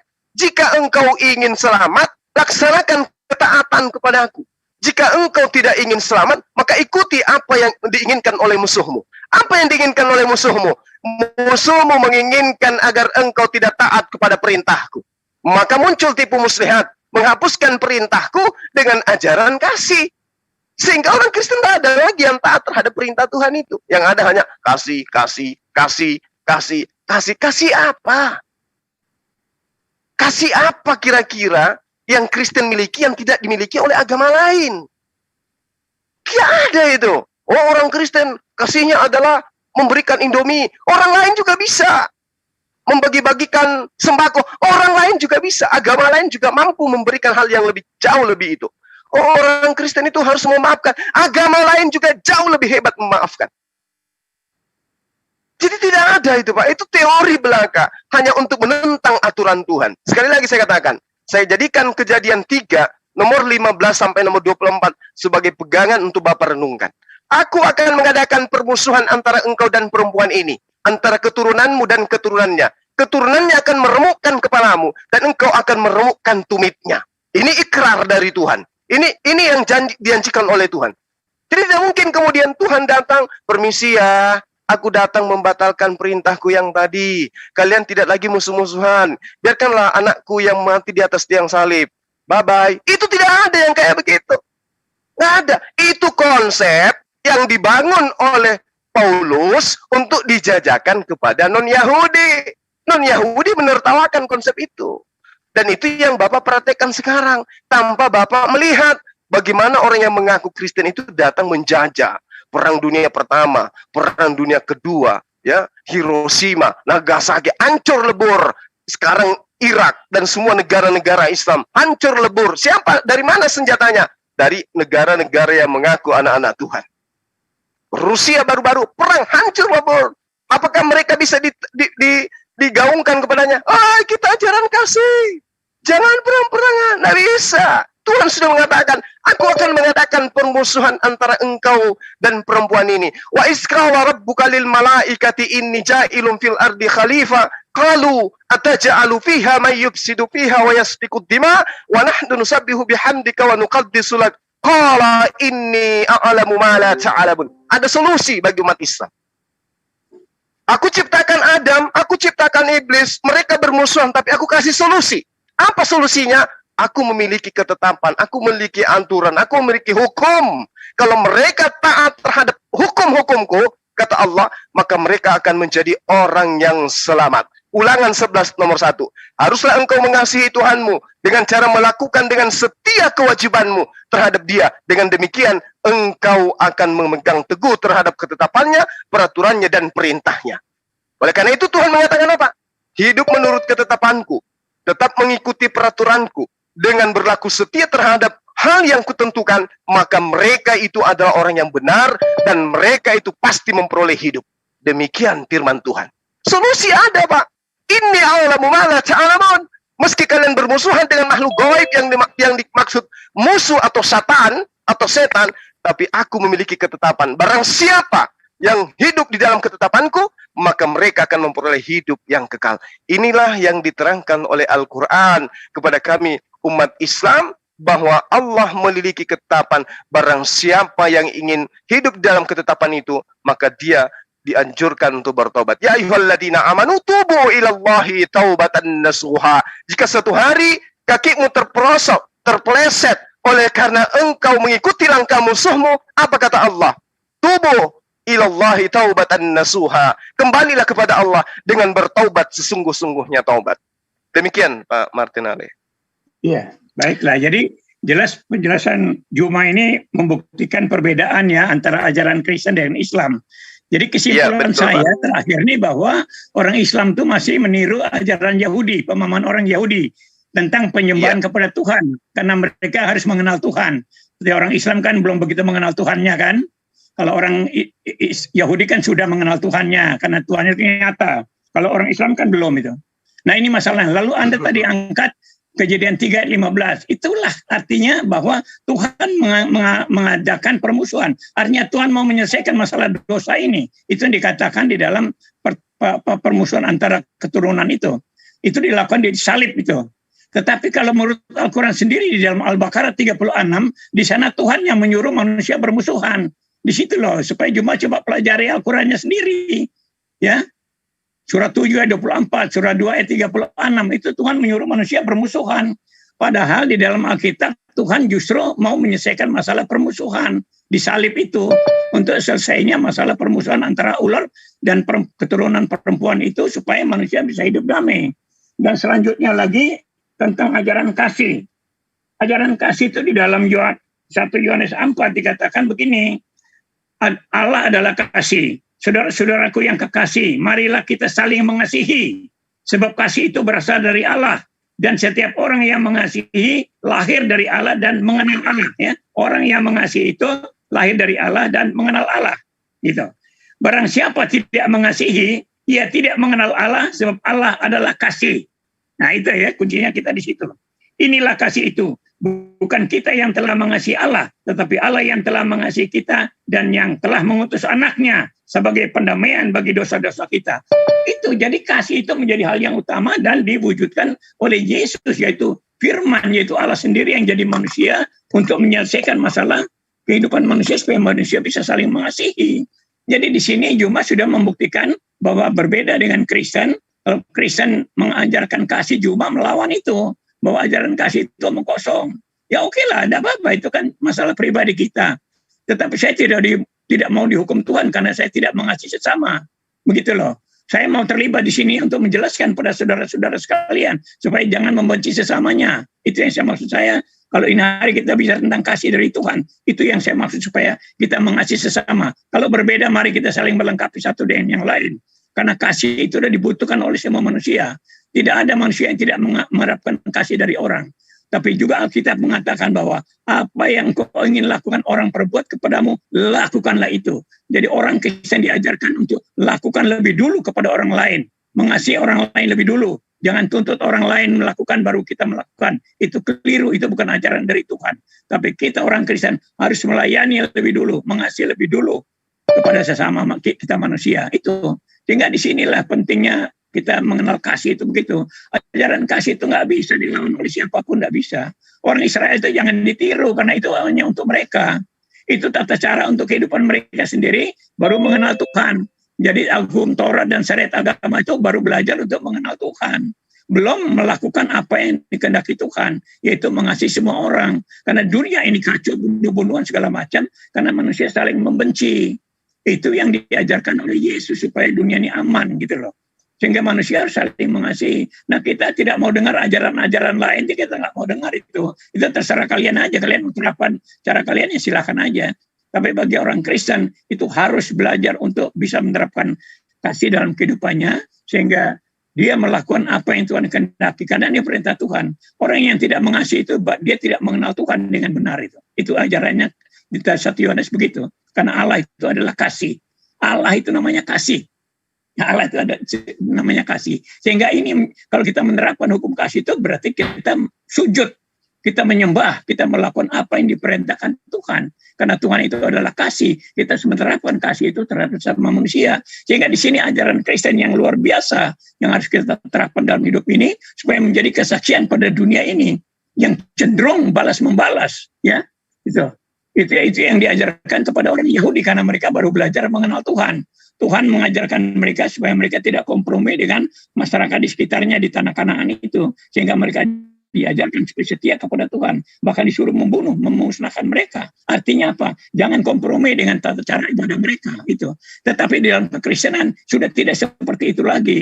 Kita tidak diajarkan mengenal Allah karena kita sudah mengenal Allah kita, Allah yang mengasihi. Allah sudah menyatakan diri, membuktikan kehadirannya, menolong kita dan kita merasakan kasihnya di dalam kehidupan kita pribadi. Bagaimana dia menuntun, bimbing, mengarahkan kita sehingga kita bisa menikmati hidup di dunia ini walaupun kita berhadapan dengan berbagai masalah, berbagai tantangan. Tapi kita nikmati hidup ini karena Tuhan sudah mengajarkan kepada kita bahwa dunia akan membenci kamu. Mereka bahkan akan mengucil kamu dan membunuh kamu. Dan mereka menganggap bahwa mereka berbuat bakti kepada Allah mereka. Itu. Sehingga kita tahu apapun yang diperbuat orang lain terhadap kita, kita tahu itu ada ajaran keliru. Karena mereka melakukan kehendak Bapaknya. Itu. Yang tadi disebutkan juga kan. Bapaknya tadi. Bapak yang berbuat jahat itu bapaknya iblis itu kalau yang berbuat jahat itu. Tapi kalau bapaknya Allah sendiri Yahweh, dia berbuat baik terhadap sesamanya. Nah itulah saya kira jawaban daripada ajaran Kristen itu cuma. Jadi Anda tadi sudah menjelaskan bagaimana perbedaan ajaran Islam dan Kristen tadi itu sudah jelas. Jadi kita berbedanya di situ. Ajaran Kristen aja mengasihi sama, ajaran Anda tidak mengasihi sama, Anda lebih kepada bersujud kepada Tuhan saja sudah cukup. Nah ini saya kira cukup untuk siang ini. Terima kasih untuk Bang Juma. Kalau ada hal yang salah, saya mohon maaf saja. Ya, terima kasih. Tuhan berkati. Baik, makasih Pak Martin. Saya tanggapi yang terakhir sebelum saya tutup untuk memberikan edukasi terhadap umat Islam. Jadi gini, ketika ada tuduhan umat Islam tidak mengenal Tuhannya, justru saking kenalnya kami, sampai kami bersaksi. Awal dari keislaman seseorang itu harus bersaksi. Para mu'alaf ketika bersyahadat, itu karena mereka mengenal Allah. Karena Allah itu gaib. Ya, dia berbentuk di dalam pengajaran Bani Israel berbentuk ruah. Gaib dia. Tidak nampak oleh panca indera. Maka kami bersaksi bahwa Tuhan itu ada. Wujudnya nyata. Kami mengenal Tuhan kami. Yang tidak mengenal Tuhannya itu justru adalah mereka yang meraba-raba, manusia pun dianggap Tuhan. Burung merpati pun dikira Tuhan. Tiang awan pun dikira Tuhan.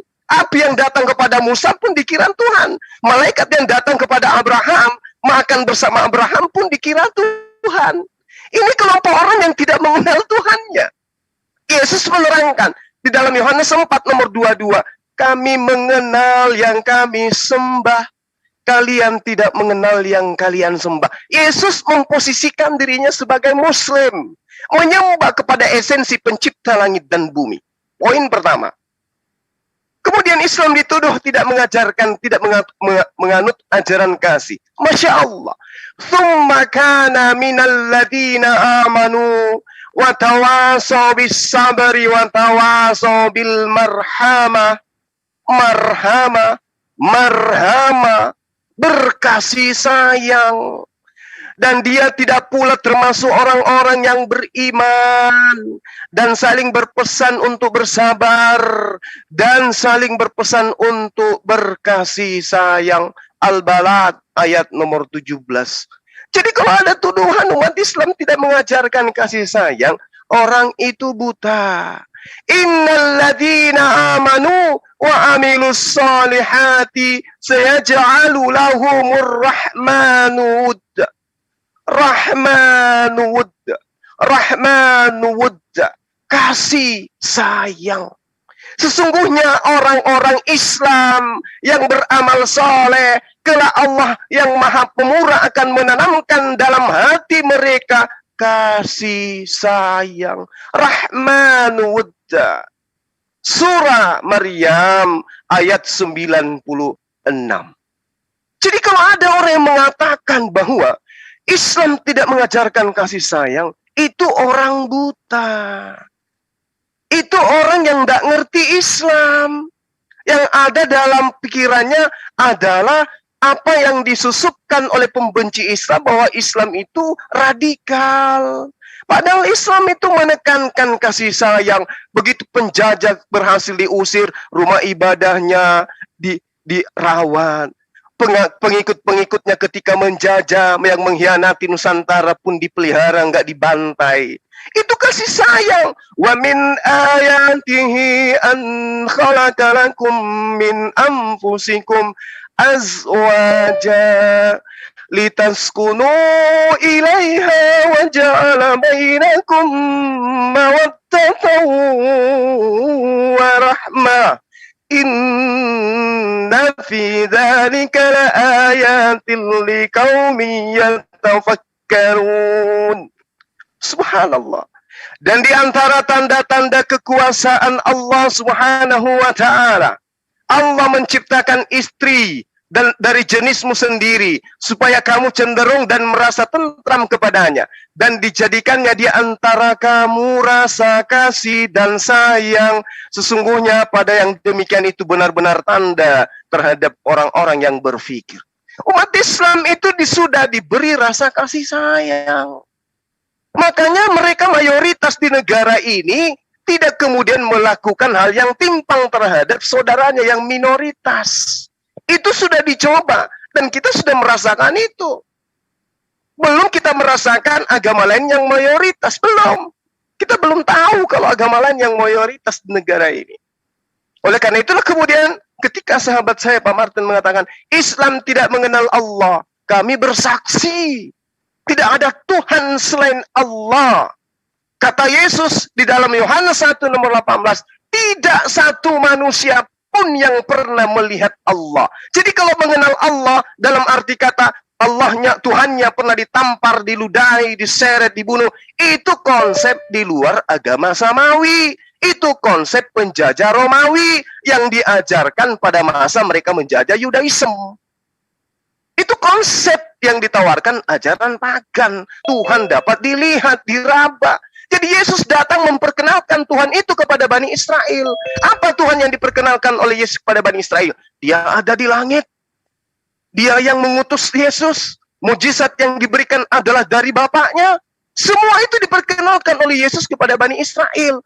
Maka kemudian orang yang tidak mengenal Tuhannya menggantikan Tuhannya dengan makhluk. Kenapa? Mereka bingung. Ketika Yesus mengatakan, hidup kekal itu adalah mereka mengenal Engkau satu-satunya Allah yang benar. Kristen bingung. Yang mana yang satu itu? Sementara ada tiga. Yang mana? Mau dikatakan Bapa satu-satunya Tuhan. Loh, Yesus mau dapat kaplingnya di mana? Dikatakan Yesus satu-satunya Tuhan. Roh Kudus merpati ini mau dikemanakan? Bapak yang juga di langit itu mau dikemanakan? Bingung. Maka tidak mengenal Tuhannya, maka menggantikan Tuhannya dengan yang bukan Tuhan.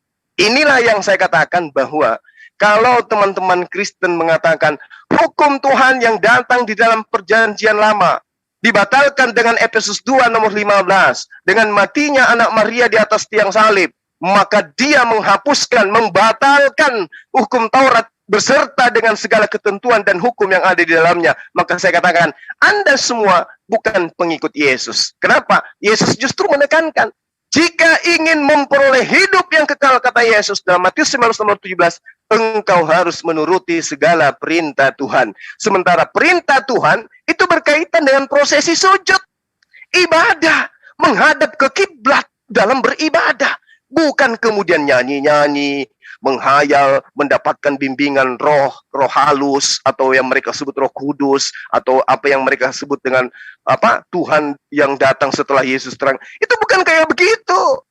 Yang dimaksud oleh para nabi adalah mentaati perintahnya, mentaati perintah Tuhannya, dan mengikuti contoh yang dicontohkan para nabinya. Kalau Tuhan mengutus para rasul, mengajarkan rasulnya untuk menyembah kepada Allah, kepada Dia. Tapi kalau rasulnya Kristen, lucu, mengajarkan umatnya untuk menyembah kepada utusan Tuhannya. Ini yang saya katakan, bahwa apa yang diajarkan oleh Tuhan melalui perantaraan para nabi, itu dibaikot, di-cancel, di-counter, ditendang oleh Kristen. Lalu kemudian mereka menggantikannya dengan ajaran konsep lama yang dianut oleh ajaran pagan terlebih dahulu. Saya kira demikian, Pak Martin, saya minta maaf. Saya tanggapi dulu ya. Saya tanggapi boleh, dulu. Silakan. Tidak pincang lah ya. Jadi begini, perjanjian Alkitab itu sudah lengkap, ada perjanjian lama, perjanjian baru, begitu. Itu sudah lengkap. Jadi tidak perlu ada kitab-kitab lain lagi. Kalau kitab lain hanya ngeritik-ngeritik aja, ya kita nggak percaya itu. Karena Alkitab sudah lengkap dari perjanjian lama tentang orang Israel, lalu tentang orang Kristen sebagai penggenapan untuk melayani sesama manusia, begitu. Jadi orang Kristen sudah tidak ada masalah itu. Jadi kalau ada ajaran tambahan yang ngeritik-ngeritik, yang menyalahkan itu, ya saya kira kita tidak percaya itu. Apalagi kalau orang Islam ajarannya cuma niru orang Yahudi, syariat agama Yahudi, sujud-sujud segala macam itu, sementara kekristenan dibantah, ditolak. Dan kekristenan itu mewujudkan tujuan Tuhan sendiri untuk melayani sesama manusia dengan kasih. Jadi kasih itu tidak bisa dilawan. Kalau kasih dilawan, ya. Nah, lalu tadi Bang Juma sendiri bilang Islam juga mengasihi. Tolong Anda baca itu surat At-Taubah, itu banyak itu jelaskan tentang perang-perangi orang itu. Ayat 5, ayat 29, ayat 91, itu perangi semua itu. Yang tidak menyembah Allah itu disuruh diperangi itu. Jadi apa yang diajarkan, bahkan sampai sekarang kalau kita lihat kan, orang Islam itu lebih suka memusuhi orang Kristen gitu loh. Mana yang dibilang mengasihi itu di mana? Jadi inilah, jadi kita bagaimana kita bisa menerapkan kasih itu sebenarnya. Supaya inilah ajaran dari Tuhan, supaya kita tidak membuat masalah dengan sesama kita. Tapi bagi kita orang Kristen, kita maklumi saja semua itu karena ini masalah keyakinan ya, apa yang diajarkan, jadi kita maklum aja gitu. Seperti orang Yahudi kan kita sudah belajar dulu tentang orang Yahudi itu. Bagaimana mereka bermusuhan dengan orang, karena mereka menyembah Tuhan yang mereka anggap paling benar, lalu orang lain tidak melakukan syariat agamanya dianggap salah. Itulah memang kelakuan orang Yahudi begitu, karena mereka belum sampai tahapan dalam melayani. Nah, juga orang Islam kelihatannya lebih cenderung ke sana, tidak mau percaya apa yang diajarkan Yesus dengan kasih yang melayani sesama manusia. Nah, di situ saya kira perbedaannya antara orang Islam dan orang Kristen. Tapi udahlah, kita saling menerima saja apa yang harus kita jalanin gitu ya. Jadi seperti itu Bang Juma. Terima kasih. Baik. Sebagai closing dari saya ya Pak Martin. Ya. Kalau Bapak mengatakan sudah lengkap perjanjian lama dan juga perjanjian baru itu lengkap. Nah, kalau perjanjian lama lengkap, perjanjian baru lengkap, lalu kemudian diklopkan kemudian, harusnya orang Yahudi mengimani perjanjian baru. Menurut orang Yahudi, kitabnya sudah lengkap. Yeremia 31 nomor 33. Hukum Taurat itu sudah lengkap. Hukum Taurat itu sudah sempurna. Menurut orang Yahudi. Orang Kristen, perjanjian baru sudah lengkap. Karena mereka mengaku menggenapi apa yang ada di dalam perjanjian lama. Lengkap di situ. Apa poin kelengkapannya? Tuhannya datang dalam rupa manusia, mati di atas salib. Itu yang dikatakan lengkap. Tapi kemudian pencipta langit dan bumi tidak begitu. Pencipta langit dan bumi ketika datang kepada para nabi ajarannya, diajarkan kepada umat terdahulu, umat yang didatangi ajaran itu membantai ajarannya. Lalu kemudian rentetan pembantaian ini ditorehkan di dalam kitabnya Bani Israel bahwa mereka gemar membunuh para nabi. Mereka menolak, bahkan Musa menyebut mereka sebagai bangsa tegar tengkuk. Lalu kemudian ketika perjanjian baru itu datang, Yesus datang kepada Bani Israel juga dibantai oleh mereka. Nah, pembantaian demi pembantaian ditorehkan di dalam Al-Quran. Wa ma ya'tihim min nabiyyin illa kanu bihi yastahzi'un. Setiap datang nabi kepada mereka selalu diolok-olok, selalu dihinakan, selalu dinistakan. Oleh karena itulah kemudian kasihnya Allah, pencipta langit dan bumi, dan maha rahmannya Allah menuzulkan kemudian kaidah yang baku, yaitu Al-Quran. Untuk kemudian dijaga, diwahyukan, dijaga, dilestarikan, diamalkan di dalam kehidupan manusia. Makanya seruannya, ya ayuhan nas, ya ayuhan nas. Selalu berseru kepada manusia. Tidak seperti nabi-nabi terdahulu, ya Bani Israel, ya ummi, ya ammim, wahai kaumku. Itu tidak diajarkan kemudian, ya ayuhan nas. Aku diutus hanya kepada domba-domba yang hilang dari Bani Israel. Tidak diajarkan. Karena pingin kali diakui sebagai pengikut, maka ditorehkan Matius 28, nomor 18, 19, nomor 20 itu. Ya, jadi saya kira kalau dikatakan lengkap, lengkap pada masanya. Tapi satu hal sebagai renungan. Ketika Yesus datang kepada Bani Israel, terkait dengan hukum Tuhan, apa yang dikatakan? Masih banyak yang ingin aku ajarkan kepadamu, tapi kamu belum sanggup untuk menanggungnya. Masih banyak yang terkait dengan syariat, terkait dengan hukum-hukum. Tapi ketika dia datang, yaitu penolong lain, dialah yang akan mengajarkan segala sesuatunya tentang kebenaran. Nah, ini yang menjadi pertanyaan. Siapa yang datang setelah Yesus mengajarkan segala kebenaran itu? Orang Kristen pasti mengatakan Roh Kudus. Kalau kita tanya, apa kebenaran yang diajarkan oleh Roh Kudus? Tentang, misalnya tentang ekonomi. Karena segala kebenaran, berarti aspek ini juga tidak bisa dikecualikan. Tentang ekonomi aja dulu. Apa yang diajarkan oleh Roh Kudus kepada orang Kristen tentang ekonomi? Nggak ada. Lalu Roh Kudus yang datang kepada baginda Rasulullah Muhammad SAW, apa yang diajarkan tentang ekonomi? Saya menjawabnya dengan fakta di lapangan. Negara Republik Indonesia mendapatkan aset dari keuntungan bank perbankan syariah. Ekonomi Islam disadu dari Al-Qur'anul Karim yang diajarkan oleh Roh Kudus yang datang kepada baginda Rasulullah Muhammad sallallahu alaihi wasallam. Nubuatan Yesus tergenapinya di Al-Qur'an, di Islam, bukan di agama lain. Saya kira begitu para sahabat sekalian, bahwa di awal tadi kami dengan Pak Martin membahas tentang rumah ibadah itu hukumnya wajib sujud sebagaimana nubuatan Tuhan di dalam perjanjian lama, dan itu ditorehkan kemudian di dalam aplikasi keagamaan para nabi dan juga diaktualisasikan dalam kehidupan umat Islam. Di dalam ibadahnya sujud menghadap ke bait suci, sujud menyembah kepada Allah pencipta langit dan bumi. Demikian saya kira. Kalau ada sesuatu yang ingin dipertanyakan, saya masih ada waktu, kurang lebih 5 menit. Mungkin teman-teman boleh bertanya ke saya atau ke Pak Martin sebagai narasumber. Waktu dan tempat saya persilahkan. Baik, itu ada Lensa Neus Muslim, Bang. Mau bertanya, Bang. Ke siapa? Tolong buka mic. Lensa. Ya, oke. Terima kasih Tatsuma dan Pak Martin. Saya, Bang. Ya. Assalamualaikum warahmatullahi wabarakatuh. Ya, tadi itu ada ini tadi. Waalaikumsalam. Tadi ada lentera siapa tadi? Lentera kecil itu masuk dari live chat. Silakan kenalan dulu, raise hand. Lentera kecil. Itu aja Tatsuma. Ya. Assalamualaikum warahmatullahi wabarakatuh. Kalau mau diakhiri. Waalaikumsalam warahmatullahi. Ya, kalau mau diakhiri dulu silakan. Dari saya cukup sekian. Terima kasih. Ya, silakan saudara lentera kecil, apa yang sahabat ingin pertanyakan tentang Islam, tentang Kristen? Aku bertanya boleh nggak Juma sama kamu?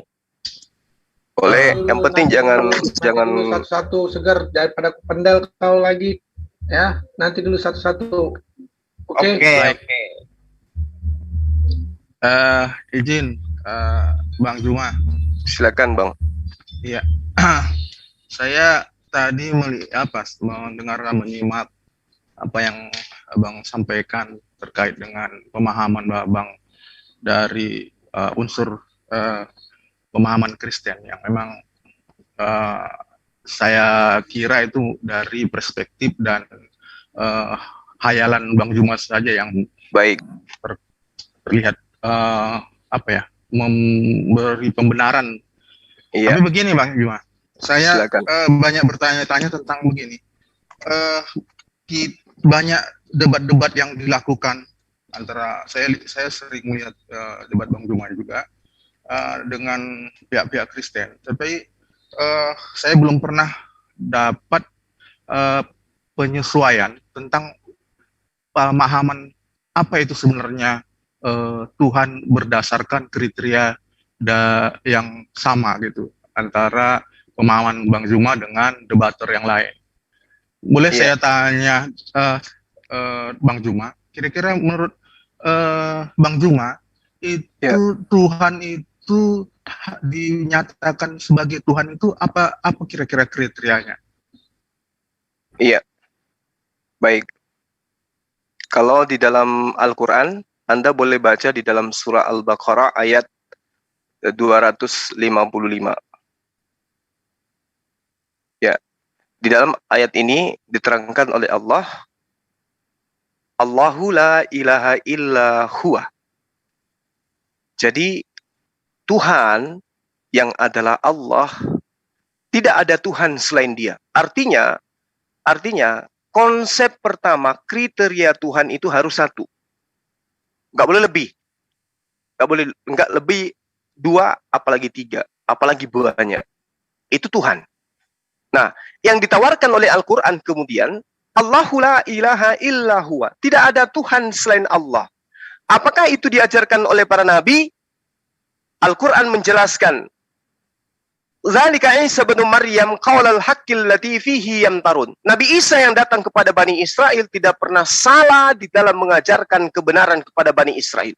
Apa poin ending yang diajarkan oleh Nabi Isa alaihissalam kepada Bani Israel? Ani abudullah Rabbi wa Rabbakum.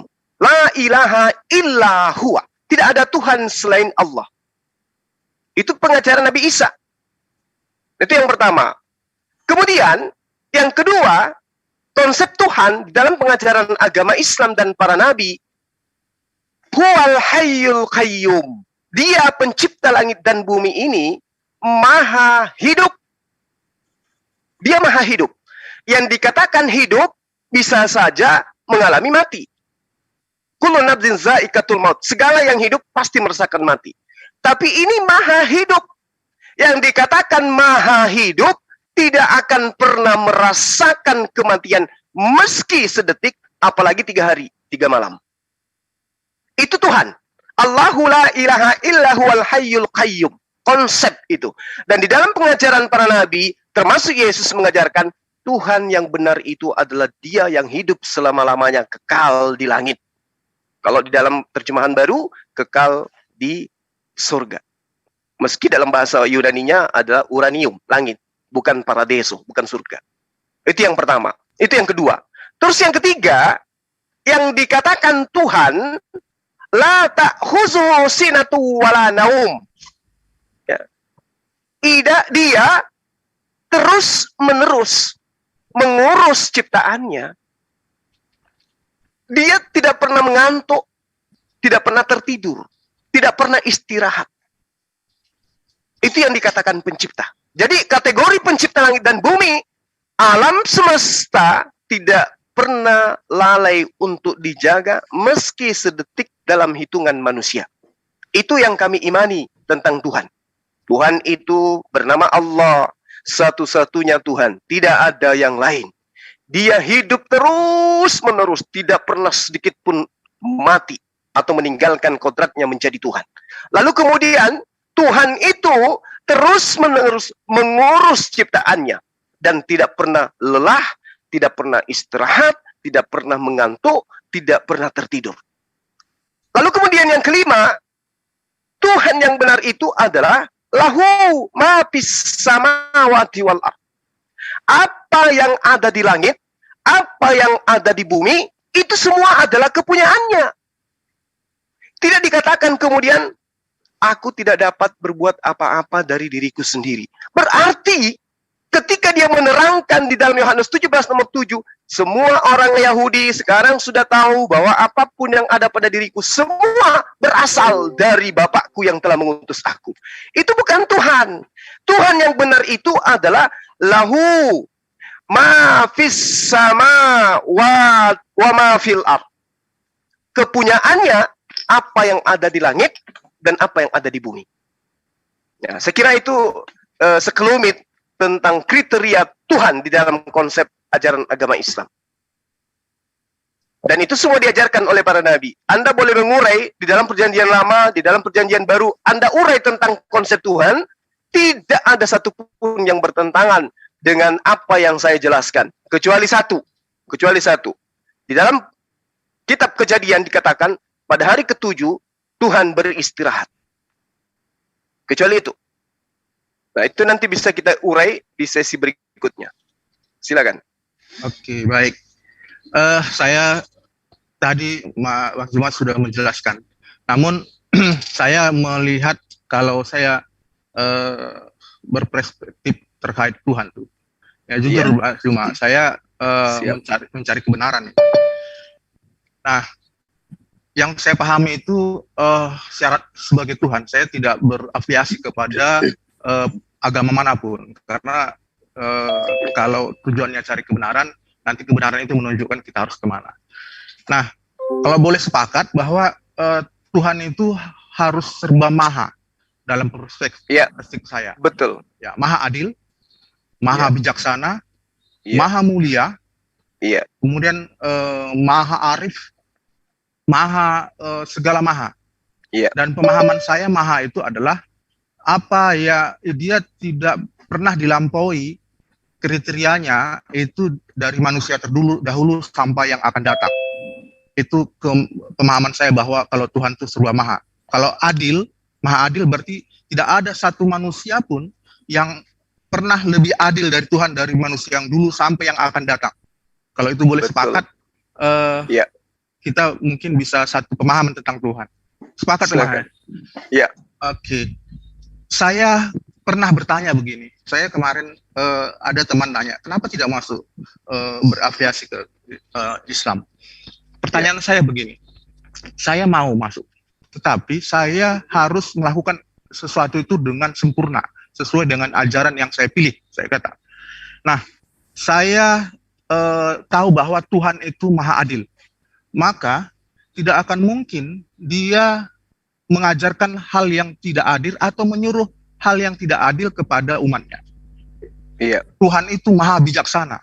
Tidak akan mungkin menyuruh umatnya melakukan hal yang tidak bijaksana terkait dengan apa yang dimilikinya.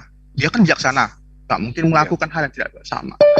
Nah, terkait adil ini, mohon coba saya minta pendapat Mas Juma ini, pemahaman Mas Juna tentang adil, dan tolong ajari saya bagaimana konsep adil. Yang pertama itu dalam pemahaman melakukan poligami. Bagaimana melakukan yang real gitu. Poligami itu bisa adil, itu gimana caranya? Itu yang pertama. Kemudian terkait yang tadi, maha bijaksana. Apakah mungkin Tuhan yang maha bijaksana itu membiarkan seorang orang yang dianggap orang tuanya membiarkan anaknya itu melakukan cerai, lalu dia mengambil mantan mantunya itu menjadi istrinya? Apakah itu bijaksana? Mungkin itu yang menjadi polemik dalam pemikiran saya, sehingga itu belum terjawab sampai sekarang. Silakan Mas Juma. Baik, jadi ada 2 pertanyaan tentang adil dan bijaksana. Oke ya. Yang pertama, salah satu sifat Asmaul Husna yang diimani oleh umat Islam terhadap pencipta langit dan bumi itu adalah Al-Adil, yaitu Maha Adil. Nah, kemudian tentang poligami. Justru kalau kita melihat dengan adanya poligami, itu melahirkan sifat adilnya Allah. Kenapa? Coba kita lihat. Yang mencari nafkah adalah lelaki.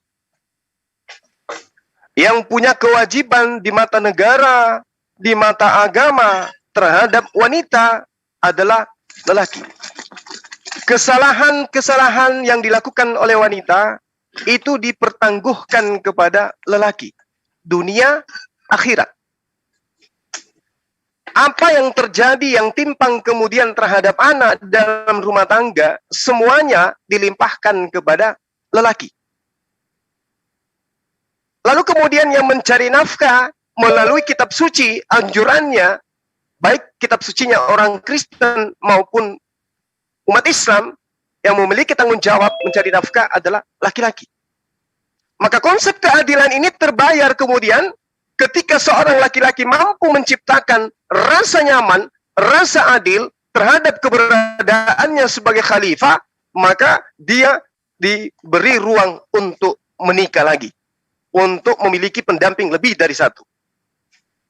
Itu yang pertama. Oke, nah, Mas. Lalu yang pertama, supaya lebih spesifik, saya kepingin spesifik aja. Andai kan saya gak usah punya istri 4 atau segala macam, 2 saja. Bagaimana saya bisa meyakinkan bahwa apa yang saya lakukan itu adil terhadap keduanya? Itu dulu. Jadi kalau supaya contohnya begini, saya mau adil itu, lalu saya bangun rumah yang sama persis, apakah sudah adil? Atau saya mengikuti fashionnya masing-masing? Jadi ada yang format rumahnya seperti ini, saya ikuti, atau itu kan sudah adil? Apakah yang lain-lain itu, yang format bagaimana saya sudah dinyatakan adil? Iya. Jadi ayat Al-Quran menerangkan begini. Wa in khiftum alla tuqsitu fil yatama. Dan jika kamu khawatir tidak akan mampu berlaku adil. Coba. Kalau kamu khawatir tidak mampu berlaku adil, maka apa solusinya? Cukuplah nikahi 1 saja. Jadi poligami itu bukan sebuah kewajiban. Kalau Anda ragu untuk tidak bisa adil. Solusi yang diberikan oleh Allah cukup satu istri saja. Dan satu-satunya agama yang menganjurkan cukup satu istri hanya Islam. Saya berani mengatakan itu. Dan saya boleh saya boleh diadu dengan orang-orang yang mengatakan Kristen diajarkan satu istri. Saya boleh diadu. Kasih saya 1 jam, akan saya buktikan bahwa di Kristen tidak ada perintah cukup satu istri. Hanya ada di Islam. Hanya ada di Islam. Fa in khiftum alla ta'dilu fawahida. Cukup satu. Kalau kamu tidak mampu adil. Jadi kalau Anda ragu, kayaknya saya tidak mampu adil ini.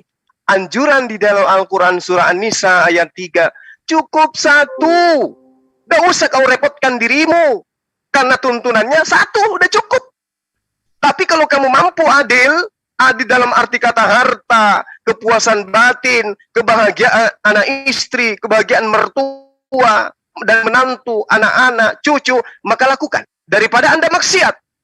Karena kebanyakan orang, sahabat saya, kebanyakan yang kita lihat yang dicontohkan oleh para nabi di dalam kitab Anda, orang yang memiliki kedudukan harta banyak, memiliki pangkat yang banyak, cenderung terhadap poligami. Maka Islam datang, hartamu boleh banyak, ilmumu boleh tinggi, kerajaanmu boleh hebat, tetapi kata Allah harus berlaku adil. Di dalam pengajaran para nabi yang Anda temukan dalam kitab Anda ada konsep adil terhadap istri-istri yang nyata mereka berpoligami. Di Islam, subhanallah, poligami itu dianjurkan sebagai solusi daripada berzina, tetapi dengan catatan harus adil. Ala ta'dilu fawahida. Kalau tidak bisa adil, cukup satu. Itu yang pertama. Saya ke poinnya tadi, kan harus adil ya. Artinya ada peluang dikasih. Iya. Pertanyaan saya begini. Iya.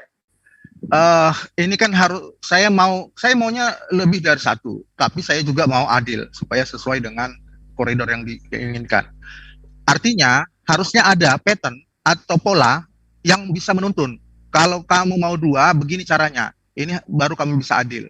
Kalau kamu mau 3, begini caranya. Jadi kalau dikatakan itu kan bias, harus adil. Konteks adil itu bagaimana belum dapat sama saya. Jadi kalau kita berpikir begini, saya mau melakukan ini 2 lah atau 3, tapi saya juga tidak mau melanggar aturan, tapi saya mau adil. Gimana caranya? Apa yang harus saya ikuti? Iya. Jadi gini, kami umat Islam itu sudah dituntun di dalam bercinta kasih sayang dalam surah Ar-Rum ayat 21. Wa min ayati an khalaqalakum min anfusikum azwaja. Di antara tanda-tanda kekuasaan Allah, Dia menciptakan untukmu wanita-wanita, istri-istri dari sejenismu. Itu bentuk kekuasaan Allah. Jadi umat Islam itu harus menyadari bahwa keberadaan daripada wanita-wanita dikelilingi oleh laki-laki dalam kehidupannya itu adalah bentuk kekuasaan Allah.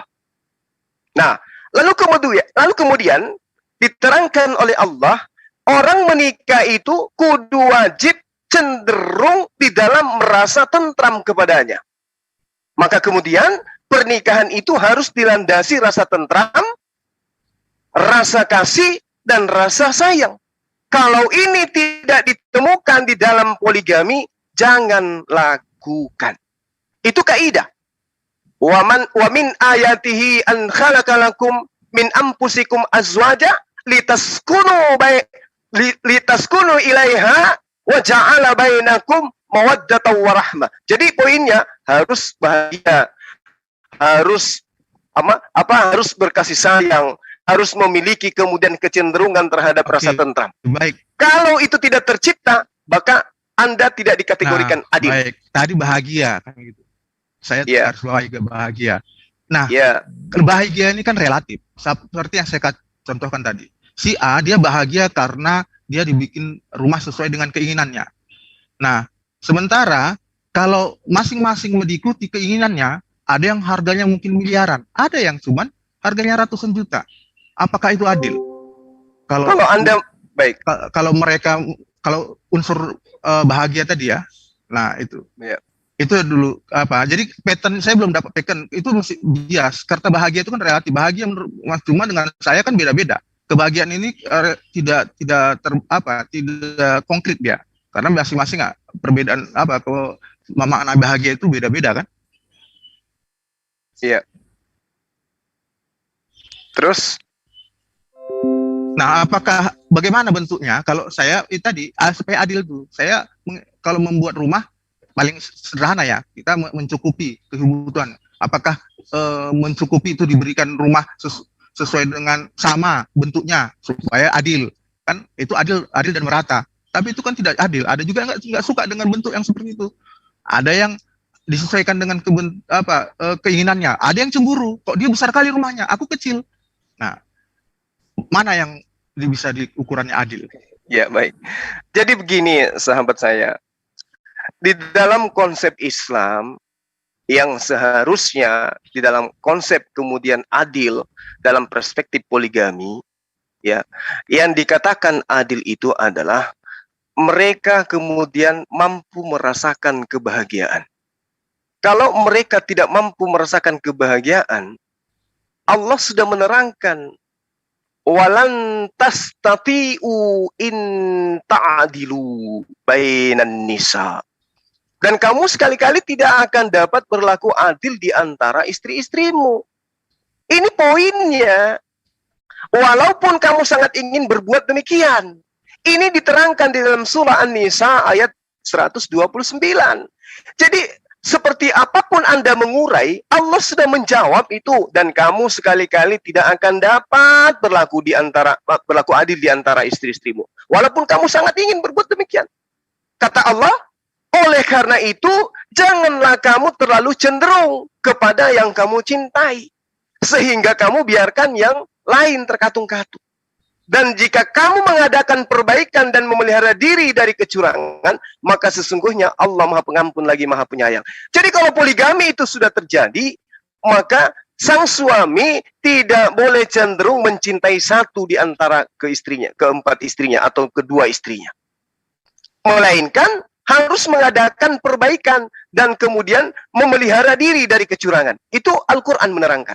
Surah An-Nisa ayat 129. Memang berat. Memang berat itu. Sehingga sama beratnya dengan memakan babi. Poligami itu. Kalau babi itu haram, tapi dibolehkan pada saat darurat. Poligami itu tidak haram, tetapi kebalikan. Poligami itu sangat susah untuk dipenuhi syaratnya. Lalu bagaimana konsep yang ditawarkan kemudian?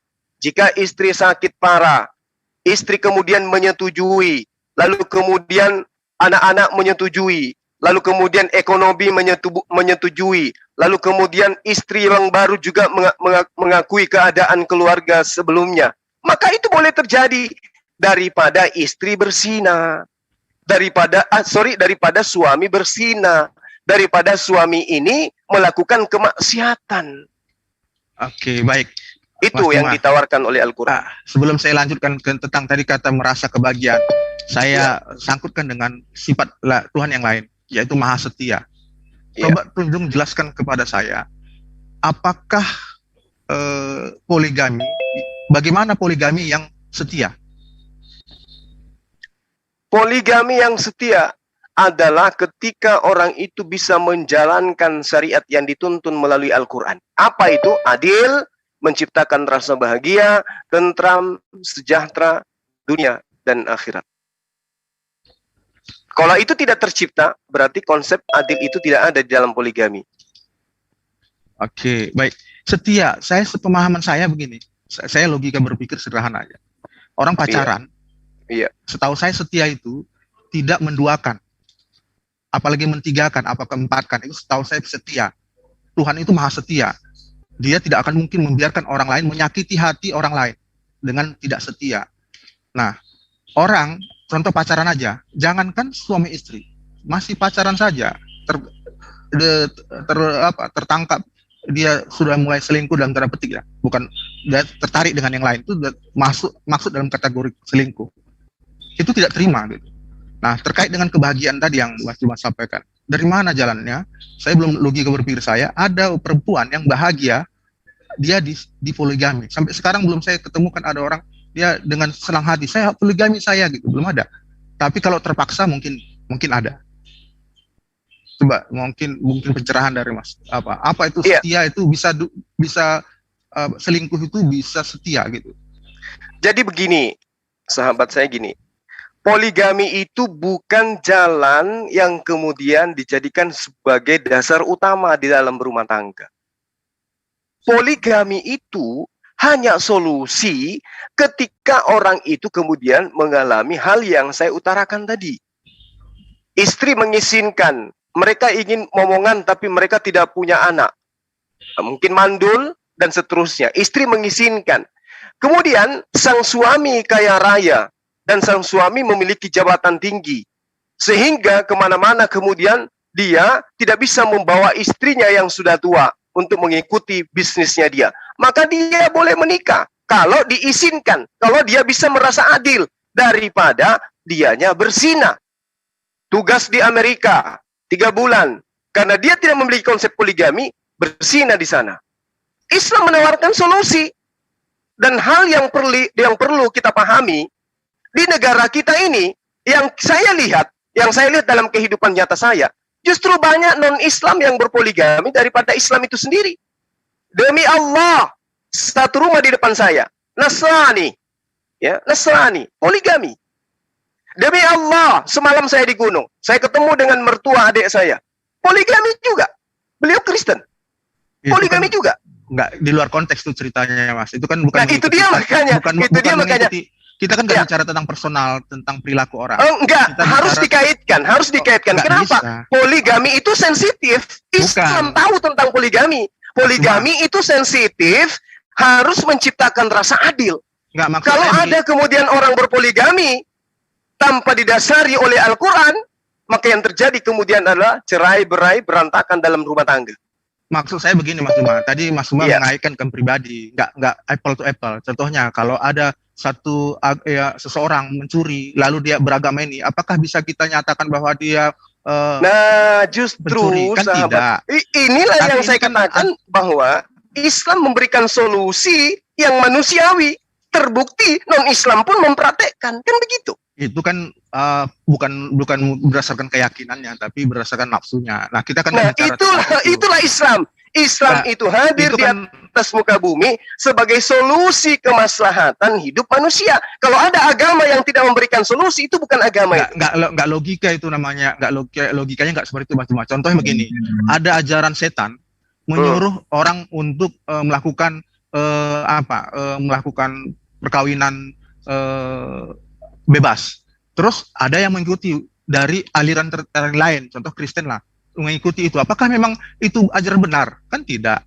Artinya itu kan memang nafsu dia mengikuti itu berdasar keinginannya, bukan karena dasar dia. Gitu. Jadi bukan itu landasan berpikir kalau itu menyatakan benar. Nah, saya tadi menyatakan Mas Duma bahwa dia coba bahagia, kemudian memberikan peluang pada laki-laki yang jabatan tadi ya. Lalu istrinya tua. Pertanyaan saya, apakah itu bentuk setia, bentuk adil? Istrinya kan nggak mau dia tua. Dia kan mau juga tetap muda, tetap cantik, tetap melayani. Tapi karena umur itu tidak bisa ditolak. Lalu, apakah dengan alasan itu bisa memberikan ketidakadilan buat dia atau lagi istri sakit? Lalu karena sakit ketidakmampuan, dan itu bukan keinginannya, tapi karena memang sudah begitulah nasib dia, waktu pacaran itu tidak dibicarakan tentang itu. Nah, dia sakit. Apakah kita harus membiarkan apakah kita laki-laki itu adil memperlakukan dia seperti itu? Bagaimana kalau sebaliknya? Yang laki-lakinya sakit.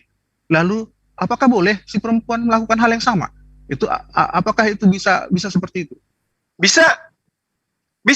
Perempuan boleh minta cerai. Kalau suami sudah tidak bisa menafkahi lahir dan batin, boleh. Ini tapi kan poliandri nggak bisa. Nah, itu kan nggak adil.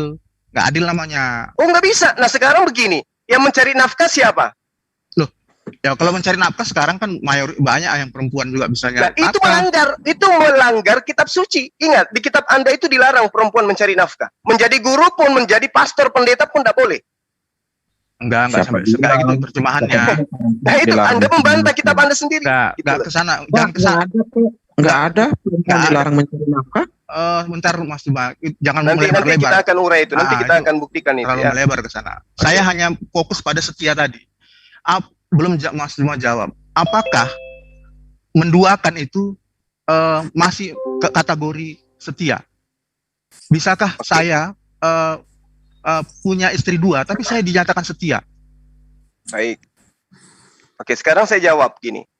Di dalam keberadaan Islam sebagai sebuah agama yang datang dari langit, kesetiaan manusia yang utama dituntut itu adalah kesetiaan terhadap Tuhannya. Oke? Artinya ketundukan terhadap perintah.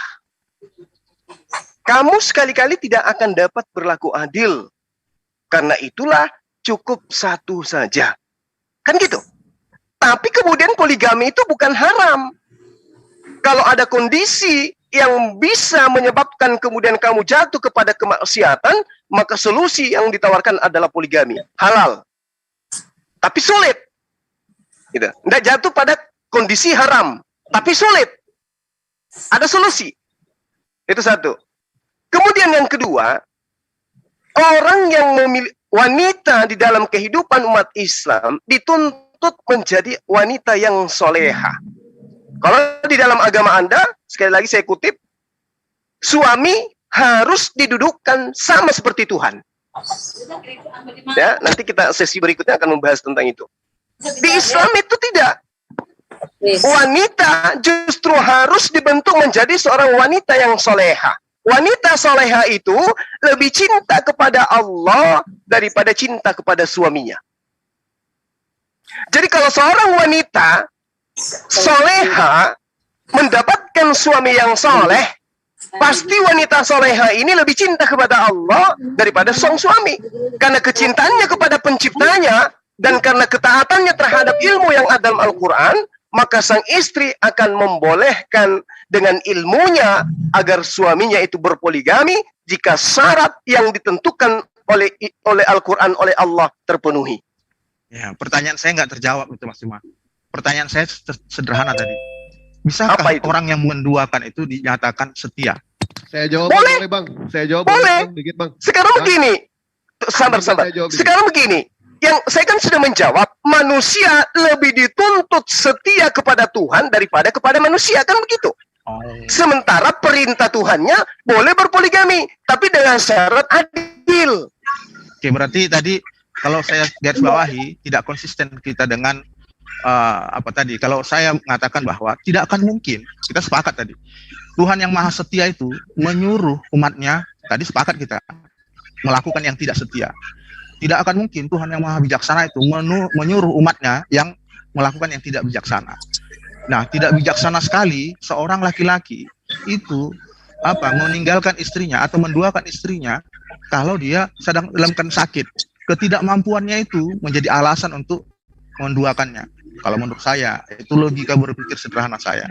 Tapi itu terserah tafsir masing-masing. Tapi ya itu yang saya pahami. Logika berpikir kita, Tuhan yang maha adil itu dia mau semua orang manusia seperti dia, adil. Artinya ketidakadilan tadi itu kalau menurut saya tidak adil. Nah, menjawab tadi yang katakan Mas Juma itu bahwa seperti Tuhan di laki-laki di Kristen tidak. Karena ada firman-Nya mengatakan bahwa hai suami-suami hormatilah, hai istri-istri tunduklah kepada suami-suamimu. Hai suami hormatilah istri-istrimu. Jadi kalau mana perintah satu istrinya mana? Loh, bukan, saya nggak ke sana. Tadi katakan seperti Tuhan, tidak. Saya hanya menjawab kalimat bahwa tidak seperti Tuhan laki-laki di dalam kekristenan. Dikatakan sana, hai suami-suami hormatilah istri-istrimu. Hai istri-istri tunduklah kepada suamimu. Itu dinyatakan dalam firman Tuhan. Jadi tidak ada seperti itu seperti harus menjadi Tuhan kan, tidak. Dia harus saling apple to apple. Gitu. Jadi kalau ada datanya gimana? Data kayak mana? Perintah untuk taat kepada suami, laksana taat kepada Tuhan. Di sana seperti taat sama Tuhan. Ya. Saya nggak pernah dengar itu. Efesus 5 nomor 21. Nah, itulah pentingnya belajar. Silakan. Oke. Hai istri, taatlah kepada suamimu seperti kamu taat kepada Tuhan. Na'udzubillah, summa na'udzubillah. Efesus berapa, Bang? Efesus 5 nomor 23. 23. Yang Anda bacakan itu 1 Petrus 3 nomor 7 tadi.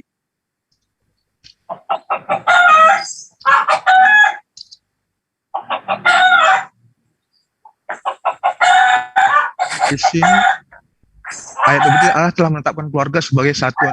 Yang mana nih kok? Sepertinya beda mungkin. Efesus 5. Sebentar. Saya lihat ya. Efesus 5 ayat 23 ya. 21 sampai 21 aja coba. 21.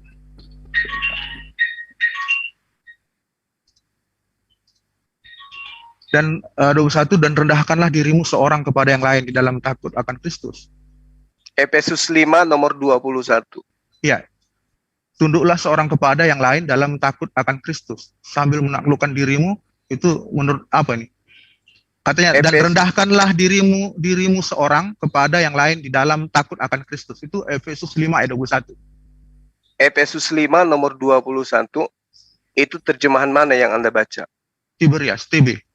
Nah, coba Anda lihat di terjemahan PBDC. TBDC. Iya. Ini ada CL bis 22 Bang. Bang ayat 22. Coba 22 ya. Oke. Hai istri, tunduklah kepada suamimu seperti kepada Tuhan. Oke. Nah, ini ayat, istri-istri tunduklah kepada suami seperti Tuhan. Hai segala istri, hendaklah kamu tunduk kepada suamimu seperti kepada Tuhan. Nah, ini saya bukan ahli teologi ya, Pak. Tapi saya yakin ini ada ini kan satu perikop. Biasanya pemahaman itu satu perikop, ya.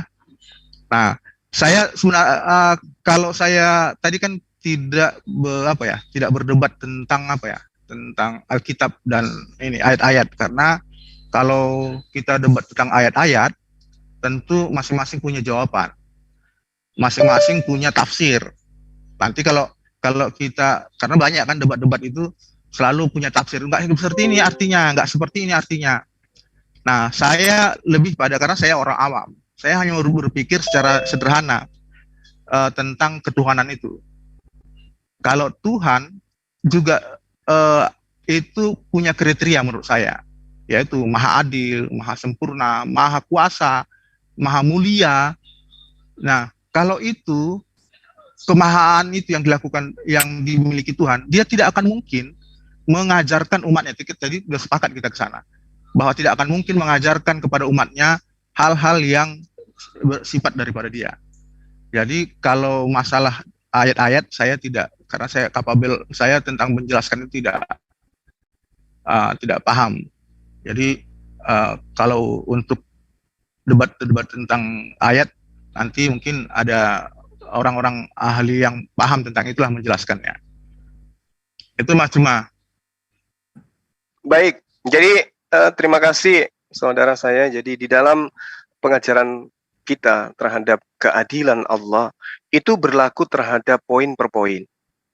Kalau misalnya harus setara antara laki dan perempuan dalam hal ini, maka ya patutlah saudara juga menuntut kenapa laki-laki itu nggak hamil. Nggak adil Tuhan. Harusnya laki-laki hamil juga, perempuan juga hamil. Tetapi konsep keadilan yang dimaksud di dalam Al-Quran itu tidak seperti itu. Kalau jadi, itu konsep, maaf Cuma, kalau itu kan sudah sifat itulah kenapa laki-laki seperti ini, kenapa perempuan, itu sifat kesempurnaan Tuhan, itu ciptaan Tuhan. Baik, nggak mungkin. Ini kan sekarang tentang hak. Baik, sekarang saya minta kepada saudara gantian kita ya. Di dalam Kejadian 22 nomor 17, aku akan memberkati engkau berlimpah-limpah dan membuat keturunanmu sangat banyak seperti bintang di langit dan seperti pasir di tepi laut. Dan keturunanmu akan menduduki kota-kota musuhnya. Kira-kira solusi yang diberikan oleh Allah ketika ada gambaran nubuatan tentang akan dibanyakkannya keturunan manusia dari segi Abraham itu dengan cara apa? Kalau saya melihat dari keturunan Abraham itu sudah benar. Mereka berpoligami istri sampai 1000, gundik sampai 600 dan seterusnya. Bahkan Yesus itu berasal dari istri keempat dari nenek moyangnya dia. Nah, ini solusi yang diberikan oleh oleh Bible, kitab Kejadian milik Yahudi, itu adalah poligami. Dengan menerapkan kemudian apa yang dijanjikan Tuhan kepada mereka. Sekarang saya minta kepada sahabat Kristen, nubuatan ini digenapi dengan cara apa? Apakah laki-laki dengan laki-laki, perempuan dengan perempuan, laki-laki dengan hewan, dan seterusnya? Karena saya lihat dalam gereja, ibadah nikah sesama jenis itu ada. Bahkan nikah sesama kepada hewan juga ada gitu loh. Apakah ini yang menjadi solusi? Ketika ada perintah Adam diperintahkan turun ke bumi untuk beranak cucu yang banyak, solusinya adalah laki-laki, laki perempuan, laki dengan hewan, dan seterusnya. Apakah itu solusinya? Atau poligami? Seperti yang diterapkan oleh nabi-nabi di dalam kitabnya Bani Israel. Silakan. Halo. Baik, Ya. saya jawab boleh Pak? Oke, silakan. Iya, jadi solusinya tidak poligami, tidak juga kawin sesama jenis, laki-laki dengan laki-laki, ya, perempuan dengan perempuan, karena laki dengan laki nggak ada keturunan yang akan dihasilkan. Tetapi yang disampaikan kepada Abraham supaya dia taat akan firman Tuhan di Kejadian 17 itu kan jelas. Aku adalah Allah yang Maha Kuasa, hiduplah berkenan di hadapanku. Nah, Bagaimana? yang saya maksud ini kejadian perintah beranak cucu banyak Ya. itu kepada Abraham. Kejadian 1 di nomor 28, beranak Bang. cuculah dan bertambah banyaklah di atas bumi. Penuhilah Baik, bumi Bang. dan Saya jelaskan. taklukkanlah itu. Itu dengan cara apa itu? Iya. Waktu Abraham dengan istrinya mandul itu kan jelas bahwa Tuhan sendiri berjanji akan memberikan keturunan ya yang akan dilahirkan oleh Sarah. Tetapi ketidaktaatan Abraham. Jadi bukan perintah Tuhan, kamu hampirilah Hagar. Nah, ini yang dicontohi oleh Ishak ketika Ishak ya istrinya Ribka itu mandul. Begini. Perintah Tuhannya beranak cucu, laksana pasir di pantai, ya bintang di langit. Itu solusinya kayak mana supaya itu bisa terjadi? Iya, kan ini kan saya lagi jelaskan. Jadi kan contoh ya, Ishak itu contoh teladan di mana ketika ini berbicara perkawinan ya, ketika Ribka itu mandul, dia tidak mengambil jalan seperti ayahnya Abraham yang mengambil budak Hagar, tetapi Ishak berdoa kepada Tuhan dan akhirnya Tuhan membuka rahim dari Ribka dan melahirkan Yakub dan kakaknya itu kan. Nah, jadi inilah yang dikehendaki Tuhan.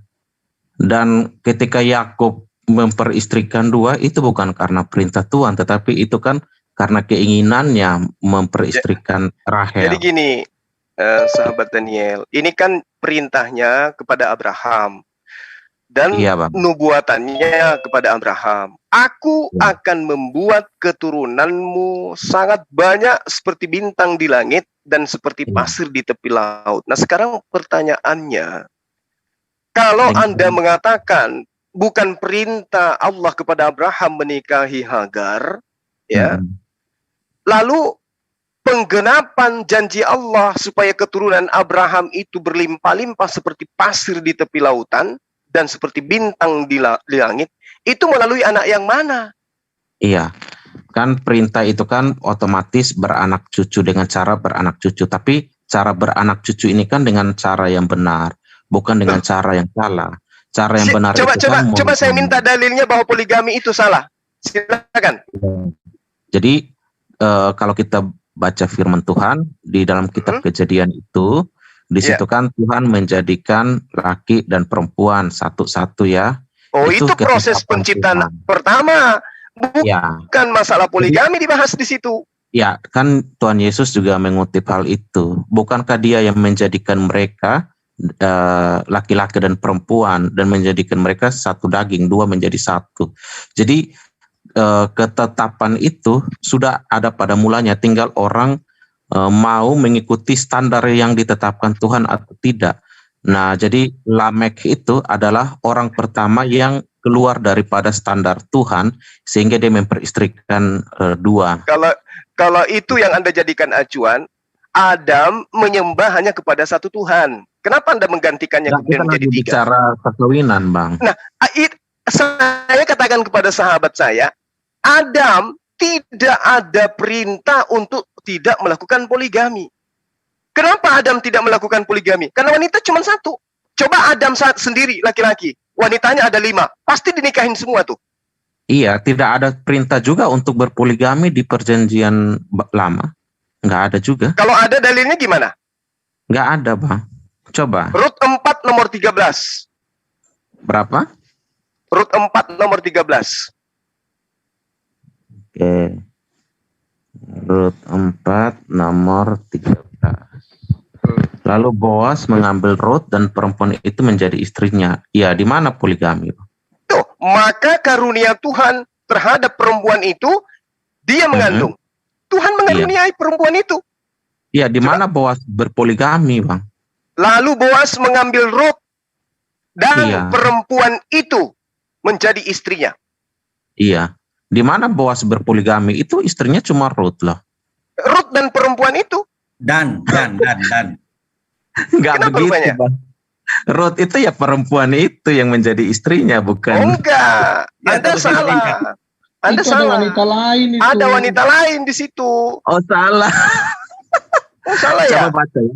Saya share ya, Bang ya. Masa bacanya gitu sih, Bang? Boleh di-share ayat itu? Silakan. Lalu Boas mengambil Rut dan perempuan itu menjadi istrinya. Iya. Yang istrinya itu siapa, Bang? Rut atau perempuan yang mana? Lah, berarti Rut laki-laki dong kalau gitu. Loh, kok bacanya gitu? Coba baca ya. Lalu Boas mengambil, coba baca ayat dari ayat sebelumnya supaya dia paham. Lalu Boas mengambil Rut dan perempuan itu menjadi istrinya. Iya. Bukan atau kan? Bukan atau. Loh, kacau. Perempuan itu kan yang dimaksud adalah Rut. Bapak bukan ini tidak tahu bahasa lain. Indonesia. Atau ayat lain aja, data lain aja. Kalau Anda ayat tidak lain bisa. Sudah aja kita baca. Kenapa rupanya? Malu ya? Bukan. Loh, ayat ini aja. Kan tadi Bapak yang bawa ayat ini. Saya mengatakan itu 2 perempuan, Rut dan perempuan lain. Tapi Anda bantah, saya kasih Ulangan 21 nomor 15. Memang ini hanya Rut kok. Berapa, Pak? Ayat berapa lagi? Ulangan 21 nomor 15. Ulangan 21 nomor 15. Ulangan 21 nomor 15. Okay. Daniel dan Zion, 2 orang berarti. Ya, apabila seorang mempunyai 2 orang istri, yang seorang dicintai dan yang lain tidak dicintainya, dan mereka melahirkan anak-anak lelaki baginya, baik istri yang dicintai maupun istri yang tidak dicintai, dan anak sulung adalah dari istri yang tidak dicintai, ya kan? Dan anak sulung adalah dari istri yang tidak dicintai. Maka pada waktu itu bagi warisan harta kepunyaannya kepada anak-anaknya itu, tidaklah boleh ia memberikan bagian anak sulung kepada anak dari istri yang dicintai, merugikan anak dari istri yang tidak dicintai yang adalah anak sulung. Ya, ini kan berbicara hak kesulungan. Ini kan dia mengambil contoh daripada yang nomor 17-nya, tetapi ia harus mengakui anak yang sulung, anak dari istri yang tidak dicintai itu. Oke? Tapi ia mengakui anak yang sulung, anak dari istri yang tidak dicintai itu. Makanya Ismail itu anak sulung, punya hak 2 kali lebih daripada Ishak. Ini kaidah, kawan, ini kaidah. Gini Bang, saya kan minta mana dalilnya pelarangan poligami, Anda nggak bisa nunjukkan. Malah saya menunjukkan data poligami itu boleh di dalam kitabnya orang Yahudi. Ya, saya jawab. Silakan. Jadi di Ulangan ini kan dia mengambil contoh yang dialami oleh Yakub. Yakub itu dia lebih mengasihi Rahel daripada Lea, sehingga Musa. Nah, Tuhan kasih solusi nggak kepada dia? Loh, itu bukan solusi waktu dia mengambil Rahel. Ini apabila seorang mempunyai 2 orang istri, yang seorang dicintai dan seorang tidak dicintai, Tuhan kasih solusi nggak di sini? Apabila kan, artinya Tuhan kasih solusi nggak ini? Gini, dia bukan bilang kamu harus mengambil 2 orang istri, enggak itu bukan perintah. Ini sudah sangat jelas. Ia yang punya istri 2 harus mengakui anak yang sulung. Coba. Iya, ini bukan berbicara orang harus poligami atau poligami ini Di Islam juga tidak ada keharusan poligami. Siapa yang bilang keharusan poligami ada di Islam? Makanya Bang, ini kan karena apa yang Tuhan Yesus bilang, karena kekerasan hatimu, kamu karena menginginkan perempuan lain yang kamu rasa lebih bagus. Di Islam nggak boleh begitu. Nggak boleh, di Islam nggak ada yang kayak begitu. Ini kan dia kan mengambil contoh, ada istri yang istri pertama itu dia tidak mengasihi, artinya apa? Dia itu karena tidak mencintai istrinya, makanya dia poligami kan? Lalu bagaimana solusinya perintah Tuhan dijalankan untuk beranak cucu banyak? Abraham dan juga Adam, gimana ceritanya? Loh, dengan beranak cucu. Jadi begini, istri yang tidak dikasihi oleh Yakub itu kan pada akhirnya dia yang melahirkan duluan. Artinya apa? Tuhan mengasihi istri pertama. Ya, saya tanya kepada saudara, anak Nabi Adam, laki perempuan saling menikahi enggak? Iya, memang itu kan boleh kan? Sesama saudara kandung boleh kan? Iya. Boleh kan? Nah, Iya, sekarang saya tanya, ketika kemudian terjadi anaknya semakin banyak, cucunya semakin banyak, ada enggak mereka yang melakukan poligami? Tidak, ya poligami itu kan mereka yang melakukan atas keinginan mereka sendiri. Kan perintahnya beranak cucu banyak. Iya, beranak cucu banyak itu bukan berarti menghalalkan segala cara kita kawin. Mana kaidahnya bahwa poligami itu tidak halal? Ini yang saya minta dari tadi. Anda tidak bisa tunjukkan. Ada hukumnya yang mengatakan. Mana hukumnya? Coba. Orang istri saja. Di mana itu? Di mana tertuang itu? Di mana? Oke, istri masa muda.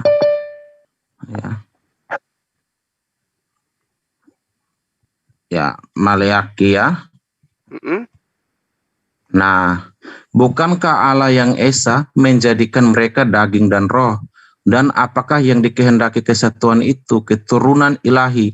Jadi jagalah dirimu dan janganlah orang tidak setia ya terhadap istri dari masa mudanya.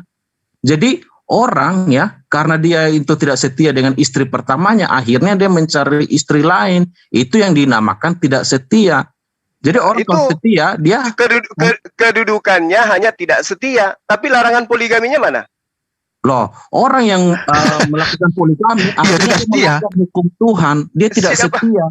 Kabur juga. Mana perintahnya bahwa poligami itu adalah melanggar? Bahwa ini dia perintah. Poligami dianggap sebagai sebuah pelanggaran Tuhan, itu mana dalilnya? Ini saya share Pak supaya dibaca juga ya. Ya, silakan. Kan ini perintah nih kan kita lihat. Ini kan perintah. Ya, keturunan ilahi, jadi jagalah dirimu dan janganlah, ini perintah, dan janganlah orang tidak setia terhadap istri dari masa mudanya. Sebab aku membenci perceraian ya. Itu jelas kok, tahu kok. Di dalam ajaran lain itu menceraikan itu gampang sekali. Tapi dalam kekristenan itu satu istri untuk selamanya. Gitu. Itu di mana diterangkan satu istri untuk selamanya? Oh iya dong. Saya boleh lihat dalilnya. Loh ini Pak. Apa tuh? Ini mana? Sebab aku membenci perceraian. Ya berarti satu istri selama dia masih hidup, ya dialah istri kita. Kecuali dia mati. Maliaki ini masuk dalam rangkaian hukum-hukum Taurat atau tidak? Loh, orang Israel itu percaya semua kitab ini, Pak. Iya, orang Israel. Anda kan bukan orang Israel. Anda bukan orang Israel. Ada Tuhan Anda yang datang mati di tiang salib untuk menghapus semua aturan ini. Betul? Oh enggak. Yang dihapus itu aturan-aturan yang seremonial yang sifatnya melatih jasmania. Jadi contoh ya. Jadi yang berkaitan dengan jasmania. Iya. Kalau pernikahan itu jasmani atau bukan? Pernikahan itu sifatnya rohani, Bang. Siapa bilang jasmani? Iya dong. Karena ada kesetiaan yang dipelihara. Iya. Jadi orang beranak cucu dengan rohani ya? Loh. Orang melahirkan itu melahirkan karena rohnya dengan rohnya saling bersentuhan sampai dia hamil, gitu ya? Jadi Tunjukkan pernikahan mana. itu adalah hal rohani. Kan di sini ada Berarti tulisan ini. Mas, berarti Keturunan anaknya hasil ilahi. download Mas ya. Anaknya hasil Keturunan download ilahi. itu. Download itu. Bukan, Mas Jadi kan Daniel, bukan Bang Dewa, hasil mimpi saya itu. boleh tambahkan itu. Iya, silakan. Ya, terkait dengan kudus loh. sebentar loh, saya tambahkan tentang perkawinan yang rohani. Itu kan ada namanya kebutuhan jasmani, kebutuhan rohani. Nah, semua orang menyatakan bahwa ada kebutuhan rohani. Hubungan antara suami istri itu kebutuhan rohani, bukan jasmani, tapi kebutuhan rohani. Karena yang disebut dengan jasmani itu untuk badan, tapi yang tidak untuk badan itu namanya kebutuhan rohani. Nah, itulah makanya di Kristen, sebelum ada prosesi pernikahan di gereja, kamu suka aku suka kamu, kita punya anak, disebutlah suami istri. Ya kan? Karena yang Anda maksud pernikahan itu adalah kebutuhan rohani, bukan kebutuhan jasmani. Sehingga ketika jasmani laki-laki dan perempuan bersentuhan, itu tidak disebut sebagai sebuah kebutuhan. Ini Bang, saya jelaskan sedikit. Pernikahan itu sifatnya rohani ya, kudus. Tetapi yang bersetubuh itu memang daging dengan daging. Tetapi hasrat yang, sorry ya, saya bilang dasar pernikahan mereka itu kan adalah kasih akan Tuhan. Itu hal rohani. Karena mereka dipersatukan oleh kasih Kristus. Gitu Bang, makanya nggak boleh beda agama. Iya, di Islam juga itu sudah saya bacakan ayatnya. Ya. Salah satu tanda kekuasaan Allah diciptakannya manusia itu berpasang-pasangan dari jenisnya sendiri. Kan sudah saya bacakan ayatnya tadi. Untuk melahirkan rasa ketentraman di dalam batin dan berkasih sayang. Kan ada. Nah sekarang kalau Anda masih mengutip Maleaki, lalu mau dikemanakan ajaran Efesus 2 nomor 15? Yesus mati untuk membatalkan segala perintah dan ketentuan Tuhan. Ya, itu gimana tuh? Ini ternyata kok masih menggunakan Maleaki? Bang Daniel, seperti yang saya katakan, kalau kita berkutat pada konsep apa yang tertulis itu, masing-masing bisa mentafsir. Tafsir menurut ya apa yang dipahami Mas Juma dengan yang kita pahami nggak akan pernah ketemu karena dia berpola pada asumsi pola pikir masing-masing. Bukan asumsi, Anda salah. Sekarang saya tanya kepada Anda, apakah hukum Taurat dan ketentuan serta hukum-hukum perintah yang ada dalam masih berlaku bagi Kristen? Oke, kami jelaskan Pak ya. Jadi yang dijelaskan oleh Rasul Paulus ya, segala ketentuan hukum Taurat itu adalah peribadatan, hukum-hukum seremonial yang dilakukan di dalam bait Allah, baik persembahan korban ya, di dalam bait. Sekarang bait Allah udah nggak ada. Bagaimana kita dapat memenuhi semua perintah seremonial itu, hukum seremonial itu? Karena satu aja nggak ada, maka itu semua dikatakan tidak sempurna gitu. Orang yang mana itu? Di mana diterangkan itu? Semuanya. Di mana diterangkan satu aja yang tidak dilakukan maka semuanya tidak sempurna? Di mana diajarkan itu? Saya bawa Bang. Diulangan. Terkutuklah orang yang tidak setia terhadap hukum Taurat dan tidak menjalankannya sesuai dengan praktek. Itu dalilnya. Ya ini saya bawa Bang. Coba silakan. Ya, terkutuklah ya ini ya.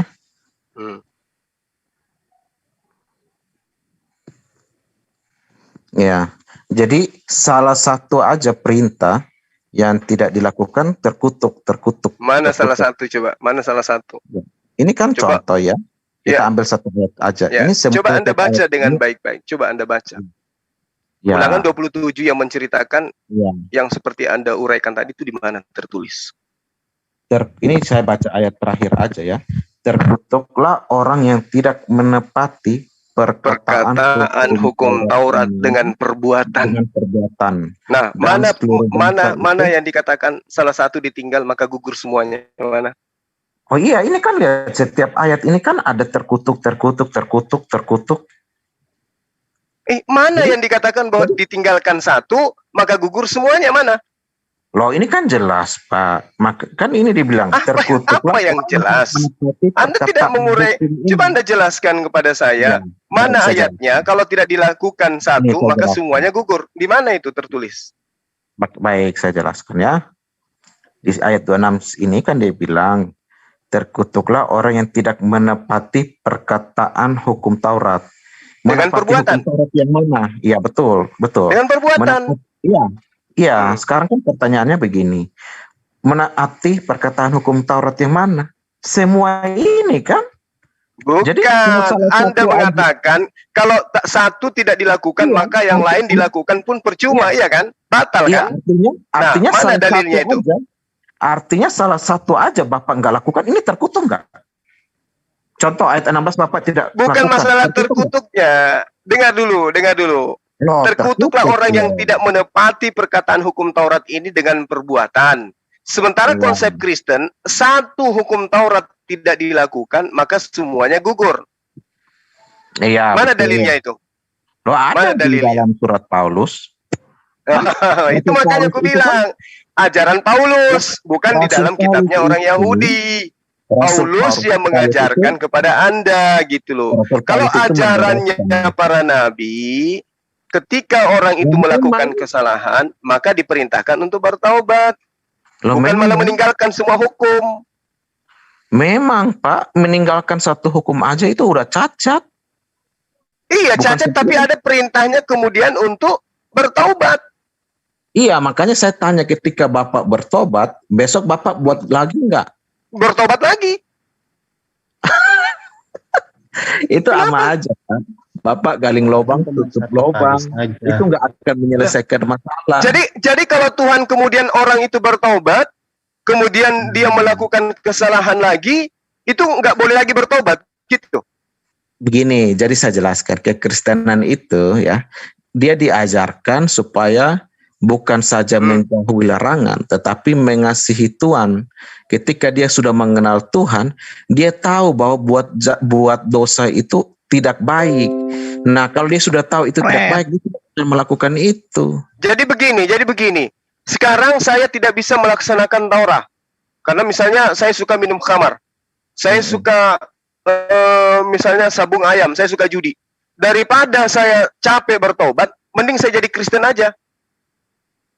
Iya, kalau kita jadi Kristen itu kan kita bertobat dan kita setiap hari itu mau tunduk taat kepada firman Tuhan, bukan mau seenaknya. Firman Tuhan yang mana yang Anda tunduk ketika saya menjadi Kristen? Yang mananya yang saya harus tunduk? Saya nggak bisa lagi melakukan hukum Taurat karena sudah ditebus. Apa yang saya lakukan kemudian kalau saya jadi Kristen? Perintah Yesus itu kan contoh ya kepada orang kaya. Orang kaya itu bilang, aku telah melakukan semuanya, mengasihi orang tua. Bersedekah gitu. Bersedekah. Itu pekerjaan saya setiap hari. Ya. Yesus kan bilang begini, Pak. Ya, jualah segala hartamu, lalu apa? Ikutlah aku. Nah, ikut Yesus itu maksudnya gimana? Jadi bukan hanya sekedar bersedekah. Iya, tetapi ikut kepada Yesus itu kayak mana maksudnya? Ya, ikutlah aku itu kan segala perintahnya, mengasihi sesama, ya, mengampuni orang yang bersalah pada kita. Cuman kayak begitu aja? Oh iya, Bapak mampu nggak melakukan itu? Mengasihi dan memaafkan gitu? Iya. Gitu aja? Iya dong. Lah itu pekerjaan semua agama. Semua agama mengajarkan itu, memaafkan dan mengasihi. Semua agama mengajarkan, tapi melakukan nggak? Yesus itu suruh melakukan, bukan suruh mengajarkan. Kristen melakukan nggak Kristen? Kristen melakukan nggak? Melakukan, Pak. Apa yang dilakukan oleh Kristen dalam hidupnya? Mengasihi. Contoh praktiknya di negara ini apa? Iya, jadi orang kalau sudah dibilang Kristen artinya pengikut Kristus. Kalau orang itu teori di mulut. Sekarang begini, di Indonesia ini yang bisa dilihat ajaran kasihnya Kristen itu yang mana? Banyak, Mas. Iya, contoh. Tunjukkan ke saya. Contoh aja ya. Ini kita contoh pakai banyak lah ya kekristenan ini. Satu aja yang Kristen lakukan di negara ini sebagai wujud. Oke, saya bawa ajaran kasihnya itu yang mana? Saya bawa datanya ya. Tunggu sebentar, saya share. Susah ya? Ini harus pakai data gitu. Bukan harus pakai data lah, Mas, biar jangan dibilang hoax. Bukan untuk Indonesia aja, untuk dunia malah. Untuk Indonesia aja dulu, nggak usah terlalu lebay. Indonesia ada nggak ajaran kasih di Kristen itu?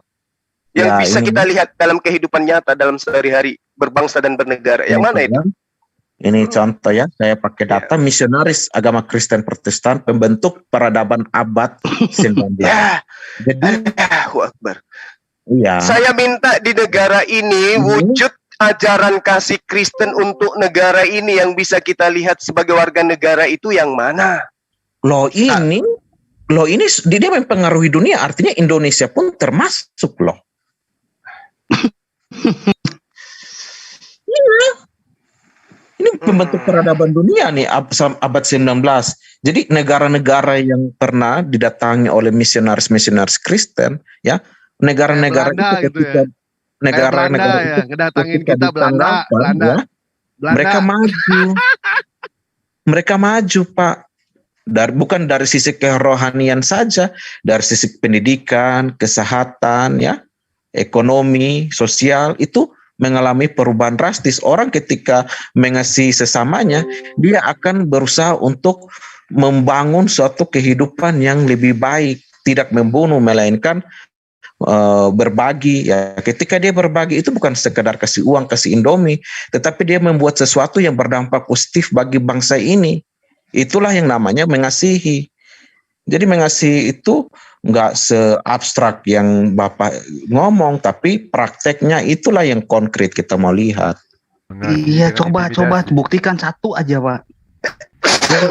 Yang saya bawa itu saya share ya linknya supaya nanti dibaca. Karena kalau ini ada dua link. Baik, jadi kita tidak bisa menemukan adanya ajaran kasih Kristen yang berdampak terhadap negara yang bisa kita lihat hari ini. Mas Juma langsung definisikan.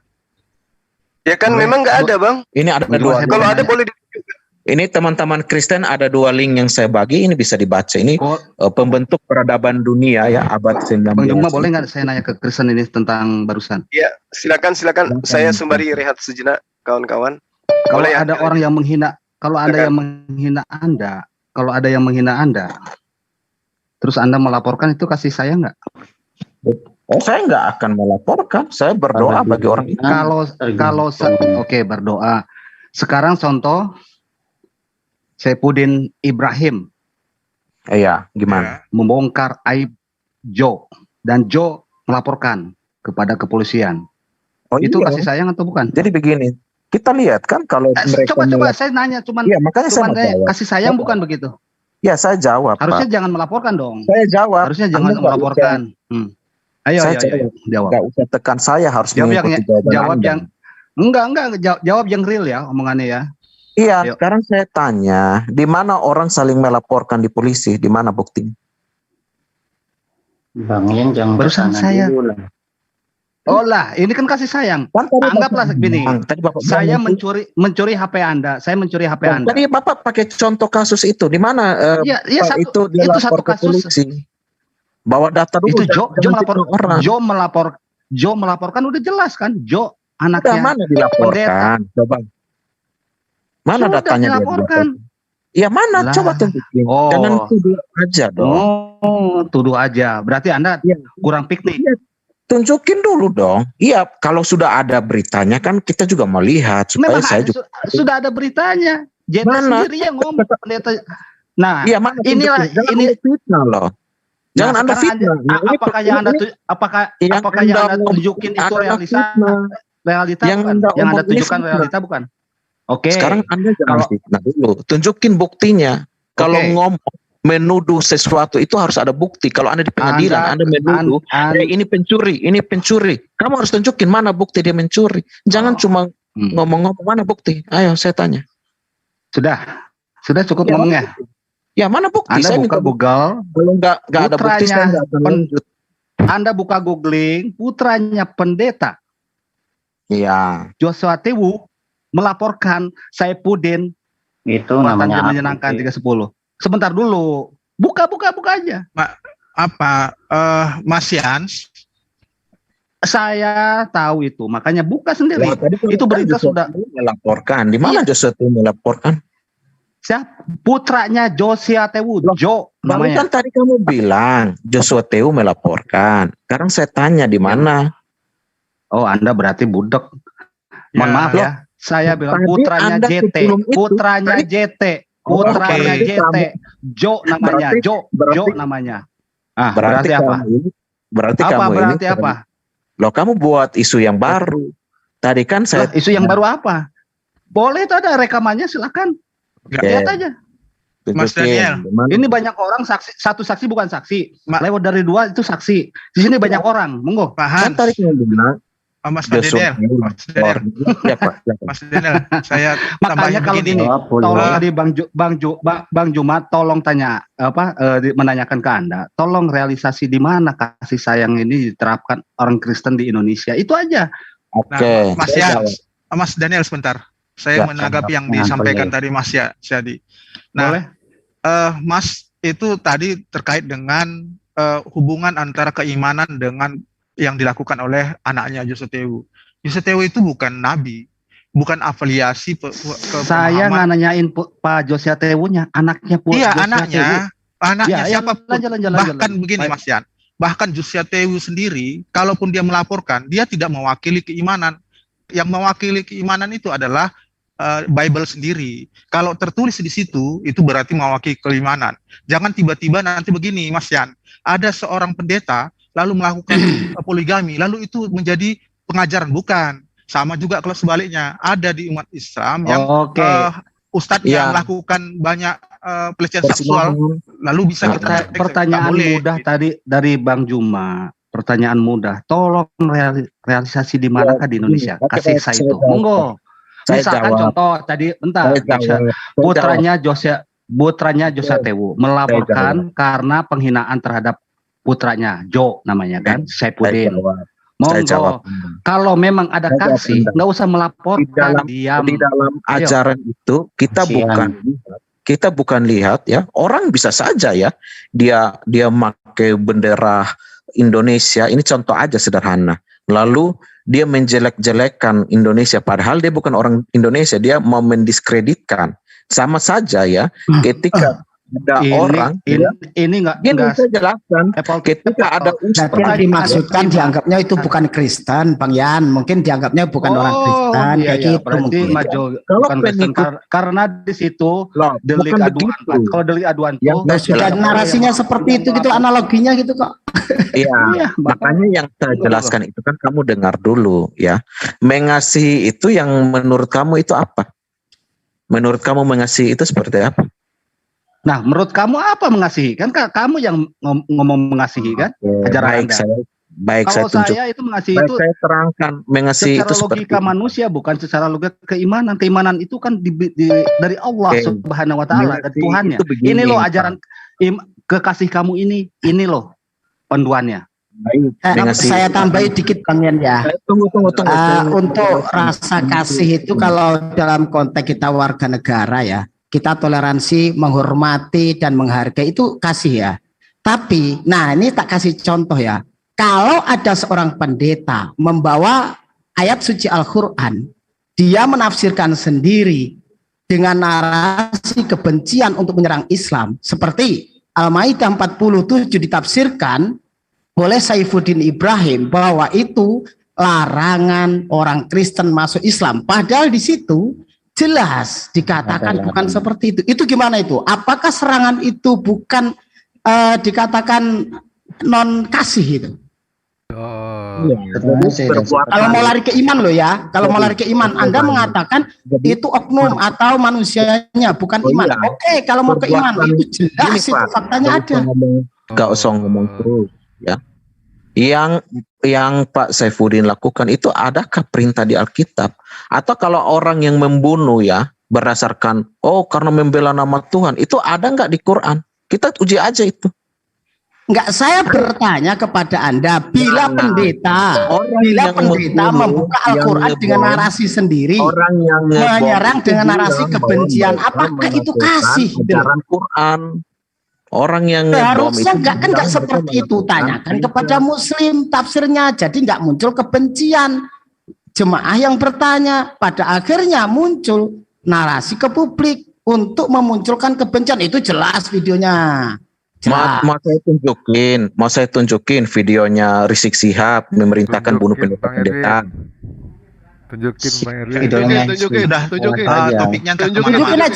aja. Videonya luas saja. Ini apa ceritanya entah kemana-mana, topiknya tadi. Iya, jadi jangan ngomong pribadi. Iya, nggak bisa mewakili seseorang. Jarang. Iya. Kan saya berbicara gini Pak ya. Kalau dalam konteks kita kasih dalam segi kita ini bernegara, warga negara Indonesia, itu toleransi, menghormati, menghargai itu termasuk dalam bagian kasih, kan gitu. Betul. Nah, Anda mengatakan itu lari keimanan. Kalau itu pendeta Saifuddin Ibrahim seperti itu, apa sebagai perwujudan kasih? Oke, baik, saya jawab coba Pak Betul. Akidah. Ini kalau bicara tentang personal ya, sudah banyak itu terjadi. Ini saya balikkan, banyak terjadi ustadz-ustadz melakukan pelecehan sampai hamil, banyak pun. Apakah itu bisa mewakili ajaran Islam? Pertanyaan saya. Kalau itu jelas enggak. Itu jadi oknum. Kalau Anda katakan tadi dijawab itu Saifuddin Ibrahim itu sebagai oknum, ya silakan gitu loh. Kamu kan belum menjawab kalau Saifuddin Ibrahim itu sebagai oknum, belum menjawab kamu. Loh, tadi kalau kami jelas saya katakan, kalau ada ustadz seperti itu oknum. Kalau Anda seperti apa gambarannya itu loh? Loh, kan kami bilang. Silakan jawab. Kalau itu Anda menjawab oknum, ya silakan gitu loh. Orang yang tidak melakukan perintah Yesus, dia bukan pengikut Yesus. Kecuali dia bertobat. Ya silakan mau dijawab seperti itu kan jelas gitu kan? Ya, kan tadi kita jawab gitu, Bapak yang menolak. Sekarang les namanya ini gini, maksudnya dengan dalam ajaran ini ada contoh orang begini, terus maksud orang ini bagaimana? Jangan ajaran dulu. Nabi Muhammad dong. Orang ini adalah begini-begini, tidak mengasihi orang begini. Jadi bukan ajarannya dulu, baru ajarannya. Gimana sih diputar-putar? Kita ngomong Nabi Muhammad dengan teladan Yesus. Ayo kita perbandingkan. Boleh.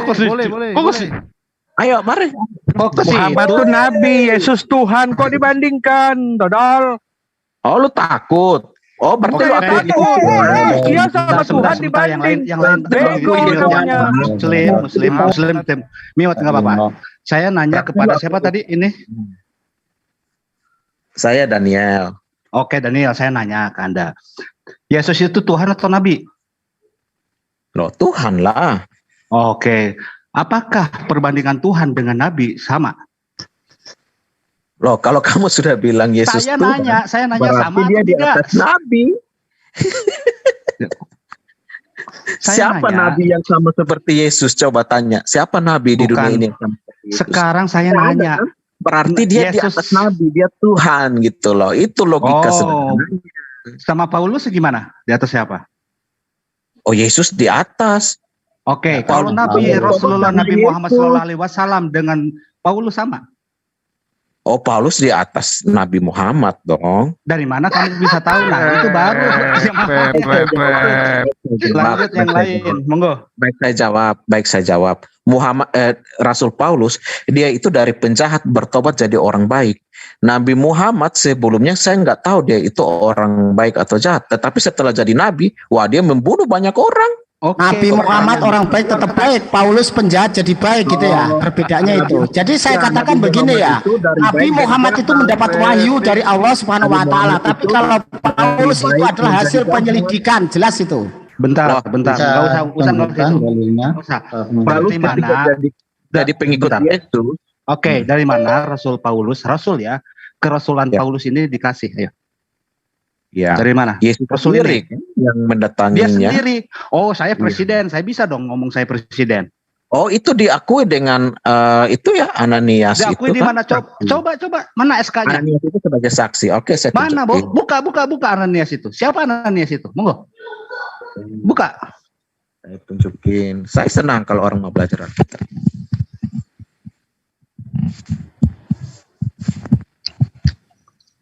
Ya. Dewa kagak makan gua.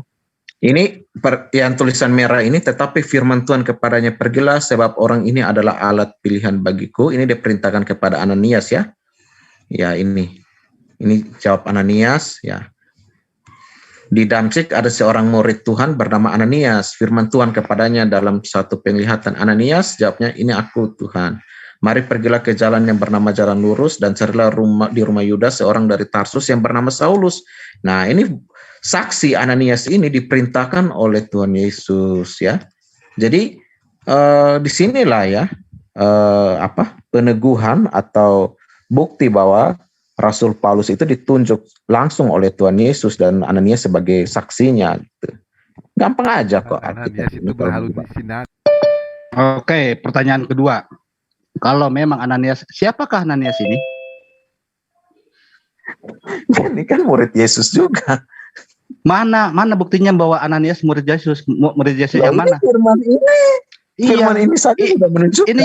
Ini kisah para rasul, siapa yang bikin? Yesus semua murid Tuhan Yesus loh.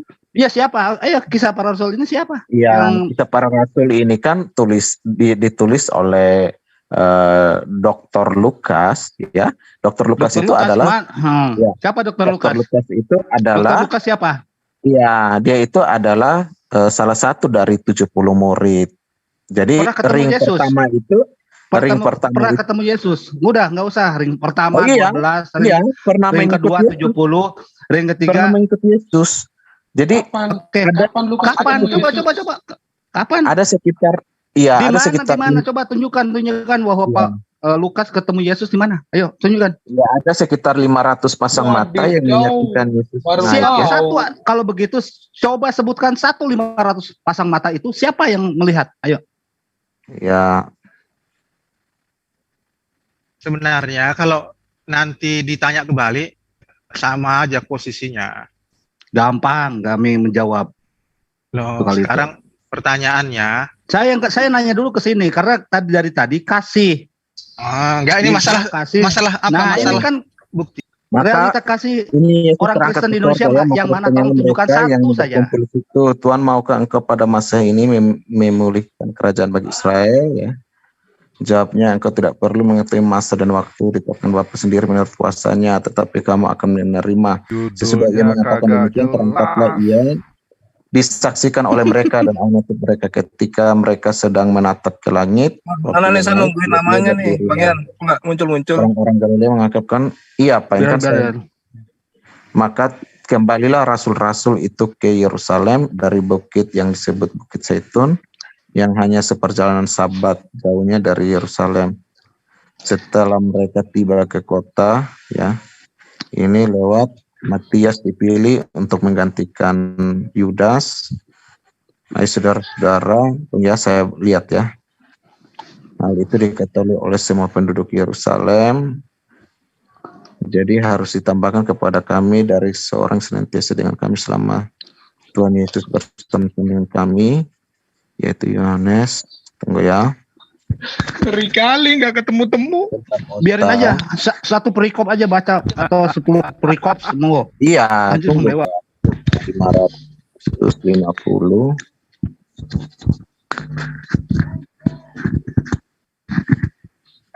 Dari punya anak sampai punya cucu belum ketemu saya juga. Atau satu kitab aja, kalau perlu tambahan lagi kitabnya. Ya, ya ini ya. Sorry, bukan 50. Aduh.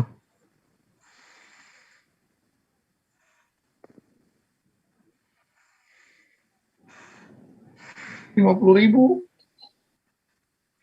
50.000 orang. 50, tunggu ya. Alah, gua sudah berak aja belum selesai. Tunggu Pak, kan kita lagi mencari nih. Saya dari punya anak sampai punya cucu belum ketemu Pak. Beneran, saya belum pernah ketemu. Ya silakan Pak, silakan lanjut aja. Saya sambil nyari. Dulu deh, kalau udah selesai kasih tahu ya. Saya sambil nyari Pak. Ya udah sambil nyari. Nanti kalau udah tak ketemu kasih tahu kami ya. Silakan Bang Mahadewa dilanjut. Ya, gua berak dulu ya. Berak dulu.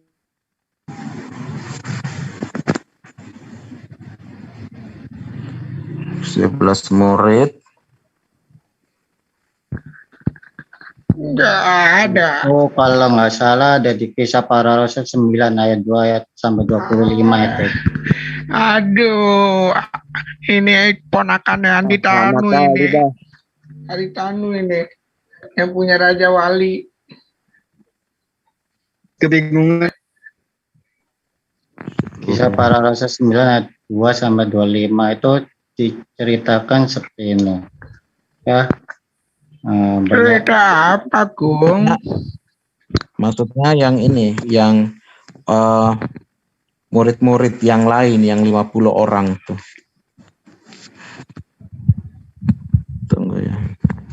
50 orang atau 70 orang tuh. Fokus ke Ananiasnya aja, jangan murid yang lain.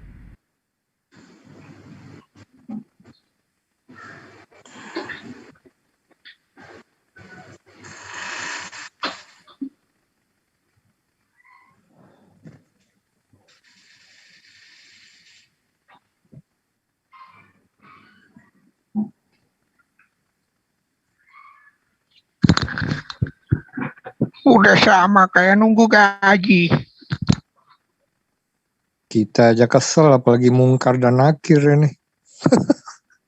Tunggu ya Pak ya, saya cari. Lama kali Pak. Para Rasul 22 ayat 5 sampai 16. Pak Daniel, kita tuh nyari-nyari itu juga, tapi nggak ketemu-temu. Tadi kan Bang Zion bertanya.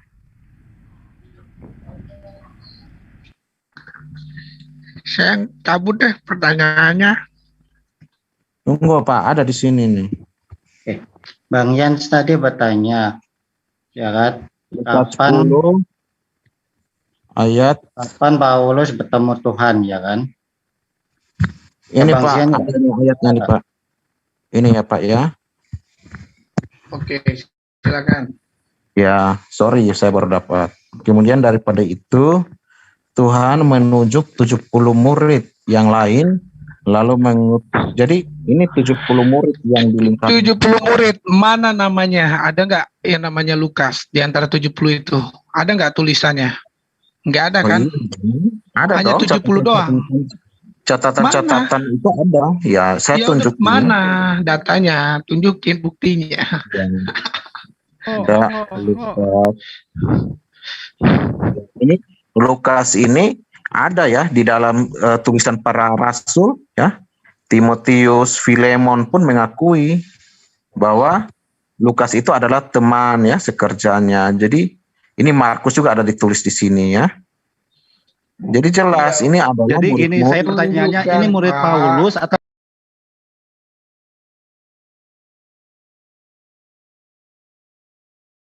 Kira kita sudahi dulu sesi ini ya, sahabat. Oleh karena materi yang kita sajikan di awal tadi dengan Pak Martin Nale itu sudah jauh dari tema ya, jauh dari apa yang kita bahas. Oleh karena itulah kemudian kita sudahi dulu sesi ini, lalu kemudian kita lanjut lagi nanti di sesi berikutnya. Mudah-mudahan apa yang kita sajikan, yang kita jadikan sebagai materi pada siang hari ini itu bisa jadikan sebagai edukasi untuk membentengi akidah umat. Terkait di awal tadi pembahasan tentang masjid dan gereja ya, di mana masjid itu sudah dinubuatkan sebagai tempat bersujud manusia di hadapan Allah. Jadi jauh sebelum umat Islam mengenal masjid, Allah Subhanahu wa taala itu telah mengurai lebih jauh di dalam kitab para nabi terdahulu. Oleh karena itulah kemudian lagi-lagi kita membuktikan hari ini bahwa Islam selalu terdepan di dalam menyajikan kebenaran. Sementara teman-teman Kristen hanya mengurai untaian kata demi kata demi untuk kemudian menyampaikan sesuatu yang sifatnya hanya merupakan doktrin dan dogma yang tidak berdasar. Saya kira begitu ya sahabat-sahabat sekalian. Kita sudahi dulu. Habis ini insya Allah kalau Kristennya masih ada yang berbobot, kemudian nanti kita urai kembali untuk mengambil alih ya, dialog supaya teman-teman Kristen itu bisa diarahkan dengan baik. Terima kasih ya para sahabat yang telah menemani. Kiranya Allah senantiasa melimpahkan rahmat dan hidayahnya kepada kita semua, sehingga para sahabatku di dalam mengarungi kehidupan ini diberikan kemudahan oleh Allah Subhanahu wa taala dalam mencari kehidupan baik di dunia dan di akhirat. Saya akhiri, subhanakallahumma wa bihamdi, asyhadu an la ilaha illa anta astaghfiruka wa atubu ilaih. Assalamualaikum warahmatullahi wabarakatuh.